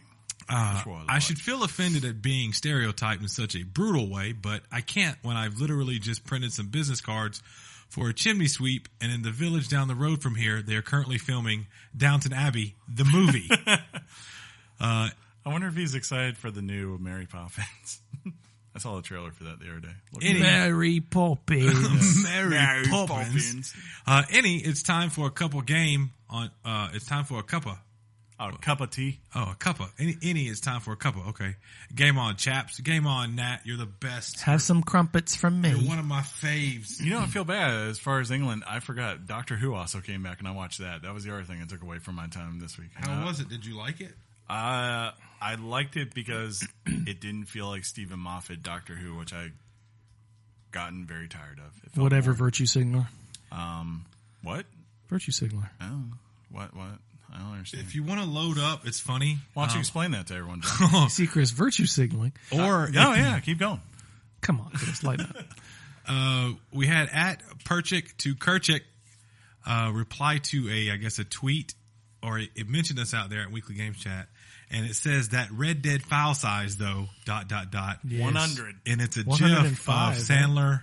Speaking of things, yeah. Speaking of things with large file, did you see the Call of Duty first day patch size? It's 50. 50 Yeah. gigs. Ridiculous. Jeez. I think that patch. was the one I wanted. Yeah, because that one was that Can you one. imagine like your internet, like you're like, oh man, got home, installed Call of Duty, and it's just like 50 gigs. Jeez. And I hope this What is next- it? Does that? Sorry. No, go ahead. Comes out You Friday. think that's Royale? Probably a lot of it. I wouldn't be surprised they have to patch it into the whole game. Well, here at Weekly Games Chat, we love a good patch. Yeah, we do. See how engaged I am? No, I wanted. I like it. I when had so many good ones, but I couldn't think of a way to. some people like it completely shaven, but yeah, There's a couple of people that Wait, know what? that know that I like the Opie and Anthony Subtle, show. Chris. And and one of the things they did were they would talk about various patches, right? One was the landing strip. Yeah, that's a good one. I just was being subtle. I don't know why we're doing And this. I'm going to go on to the next one because that would get worse. I hope the next thing is true. At Steve Fitz Twitch, Fitzgerald. he Chris. He says at Weekly Games Chat, I've decided to quote Sean every week from now on, but the quotes will be ones that Chris and John ignore. Yes, because there's a bunch of those out there. We just This power week- through them. This week is, quote, I love smacking that boutique. So that's awesome. And we had a follower I wanted to say. It's at MS or M. Scott Simmons. Thank you for the follow. Following you back, good sir. Thank you for everyone Microsoft. I could have swore we laughed at that one. I don't remember Was if it you did or not. boutique? Yeah, you may have giggled at it. I said I just powered boutique in through a all sentence, these I think. things. And I said something about smacking that boutique. Yeah. I tried to power through all these because I feel like you're a small child, and if I encourage you, you're He's just going to not do a it small more child. and more. Yeah, small is not a good adjective. He's for a me. big kid. But as always, thank you for the interaction on the Twitters. And we're Yeah. ready to wrap this thing up because if you've noticed that your smart devices or PC or YouTube, you're at 2 hours and 15 minutes right now of quality content for a podcast. Quality, huh? Yeah, top notch. Well, it was the episode. We had to go long for Joe and Steven for their Yeah, anniversary. let's wrap this up nice and So tight it's and their say- fault. No. We It was our started it. gift to them. We Sounds like started you're it. just blaming them. We started Blaming you, but with an awesome person like Joe who takes the time to reach out.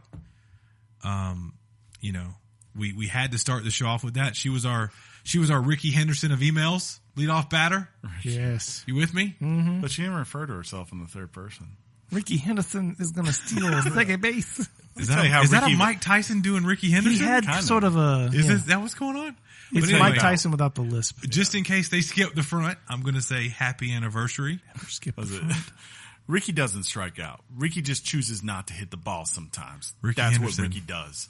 Ricky Because Ricky Henderson wanted to go back ruled. to the bench, okay? Ricky Thank you. Ricky's done. Early this. Jerry curl Ricky Henderson Oh, God. was amazing. Oh, he was my favorite player when I was a kid for a Oh, while. yeah.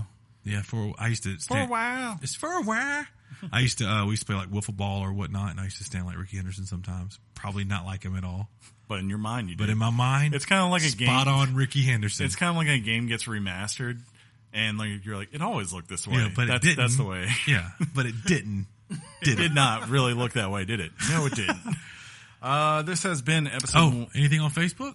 no, I didn't see it. You're lying. I don't think there will. I'll check. You're being a dirty liar because aside from Twitter and emails, that's another way they can I think get in the touch only with us. one was Clay, and Clay said basically when I posted the image last week, he was hype. Not hype, like HYPE. Hold on, I'll just pull it up. Hold up. I'll just pull it up and I'll tell you. Okay? Slow down. Slow down. We got some mentions up there, brah. Oh, those aren't for. Oh, that's for mine you. personally, That's yeah. you. It's my sister who's messaging me. Oh, Yeah. Clay did write. I'd missed this. He says that he downloaded Forza Horizon 4, played the opening, and then watched playoff baseball. playoffs. I'm too big of a baseball fan to not watch. It's a bummer because I really want to play Horizon 4. Apparently, somebody from the Braves It's hit a fun. grand slam the other night. Apparently, they're out of the playoffs. Did they lose that same night? They lost last night. Oh, ooh, Yeah. too soon? Yeah, I don't know. The other thing, and then Drew Brees broke the. Oh, that pass was record. dope. I watched that live, and he was Though on. I have to understand, like, so he broke the record. Pretty big moment, right? Yeah, the NFL gives him a laminated piece of paper that just says NFL record holder for passing. I was like, that man just broke the most prestigious passing record ever. But it went with the ball that he gave away. In all fairness, the ball he gives to the Hall of Fame. That's what I just said. I was like, why not give him a plaque? Well, they're working on that. They didn't know he could have got hurt in that game. Could have got hurt. Yeah, but he was Monday night mic'd, which means he had the mic on. He did. That was cool. And that was cool when he talked to his sons, and he said basically, you can do anything you work hard for in your life. As a Redskin fan, basically, anything you want, work hard for it, and it's yours. Which is a lie we tell our kids. As a Redskin fan, not true. Of course it is. No, it's not. As a Redskin fan, after he broke the record, I turned it off because I knew the game was over. Your quarterback is Alex Smith. He wasn't bad. With a funny face mask. It wasn't him that cost us the game. It was the defense early on in the game we would give him the third down out, and then we would get a penalty. Like we freaking old Jonathan, I think it was Jonathan Allen or Teron Payne sacked him. Yeah. And then someone pushed a running back down after the play was over. So they got 15-yard first down. He just name dropped Payne because he played at Alabama, John. You know what they're calling him now? What? They're calling Payne and Allen the Bama Boys. Yeah? Yeah. Is that what they're doing? Yeah, because they're trying to run up on Can we wrap this show up? Okay. Whoa, Sean. You're willing to wrap up? Ooh. Just the show. Okay. Because I am bareback. Anyways, this has been episode 174, Weekly Games Chat. Worst one ever. No. If you like the show. Let that be a joke too, Sean. I don't. Okay. Every week's the worst. Remember when we used to say that? I remember that. If you like the show, subscribe to us on iTunes or whatever podcast service you choose, and you will get a new episode every Wednesday. Possibly. Just like this one. Just like this one. Every time. If you're there and they have some sort of rating system, usually it's 5 stars, but hey, if it's 10, then go to the max for us. Or divide it in half and then what? Double it. Right.